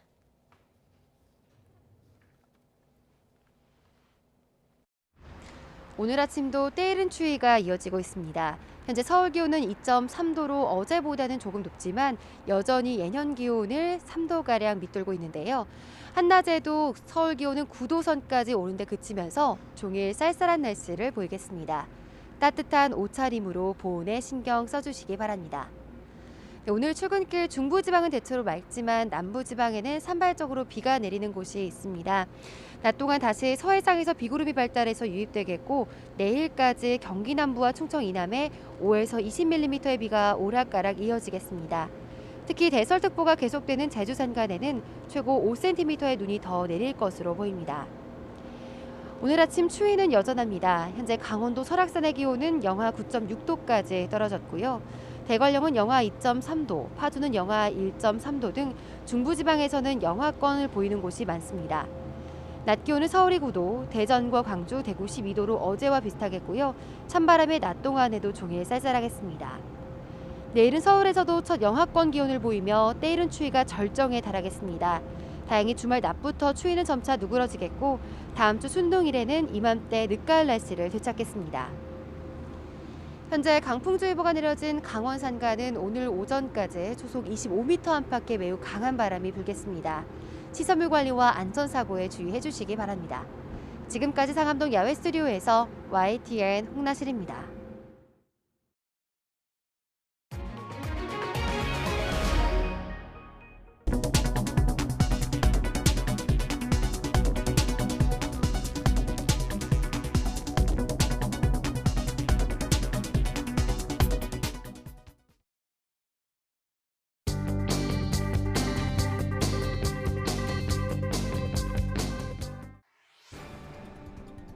민간 공공 전 영역을 덮친 중국발 요소수 품귀 대란이 정부의 무능 때문이라는 지적이 나오고 있습니다. 중국의 수출 제한 조치에 대해 보름 넘게 넋놓고 있다가 임시 미봉책만으로 일관하고 있다는 겁니다. 영국의 옥스퍼드 대학이 한국의 방역 강도를 G20의 최저 수준이라고 평가했습니다. 코로나19 엄격성 지수에서 우리나라보다 방역 강도가 낮은 나라는 멕시코와 유럽연합 의장국인 슬로베니아에 불과했습니다. 8월 기준으로 국내 비정규직 근로자가 806만 명을 넘었습니다. 2003년 통계를 낸 뒤 처음 있는 일인데 이에 따라 전체 임금 근로자 10명 가운데 4명이 비정규직이라 공공부문 비정규직 제로를 추진했던 현 정부의 약속이 무색해졌습니다. 세계적으로 유례없는 수도권 집중화 현상이 2010년을 넘어서 오히려 가속화하고 있습니다. 수도권 분산을 위해 공공기관 2차 지방 이전을 약속했던 정부는 다음 정부에 이 숙제를 넘겼습니다. 정부가 생리대 사용에 따른 이상 증상 발생 가능성을 쉬쉬하고 6개월째 조사 발표를 미루고 있습니다. 식약처와 질병청은 개별 여성의 주관적 평가라 연구 결과를 신뢰하기 어렵다는 논리를 펴고 있는데 뒤늦게 방법론을 문제 삼고 나섰다는 지적입니다. 기초생활보장 수급자가 참여하는 자활 근로자의 2030 청춘이 내몰리고 있습니다. 지난 2017년에서 3년 동안 20대 기초수급자는 36%, 30대는 60%나 늘어난 것으로 나타났습니다.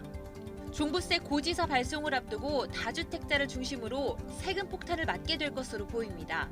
2주택자도 수천만 원의 종부세 고지서를 받게 되고 1주택자 역시 재산세 납부액이 급증할 것으로 예측됩니다. 신문은 파느냐 버티느냐 다주택자들의 고민이 시작됐다고 분석했습니다. 주간브리핑 차정윤입니다.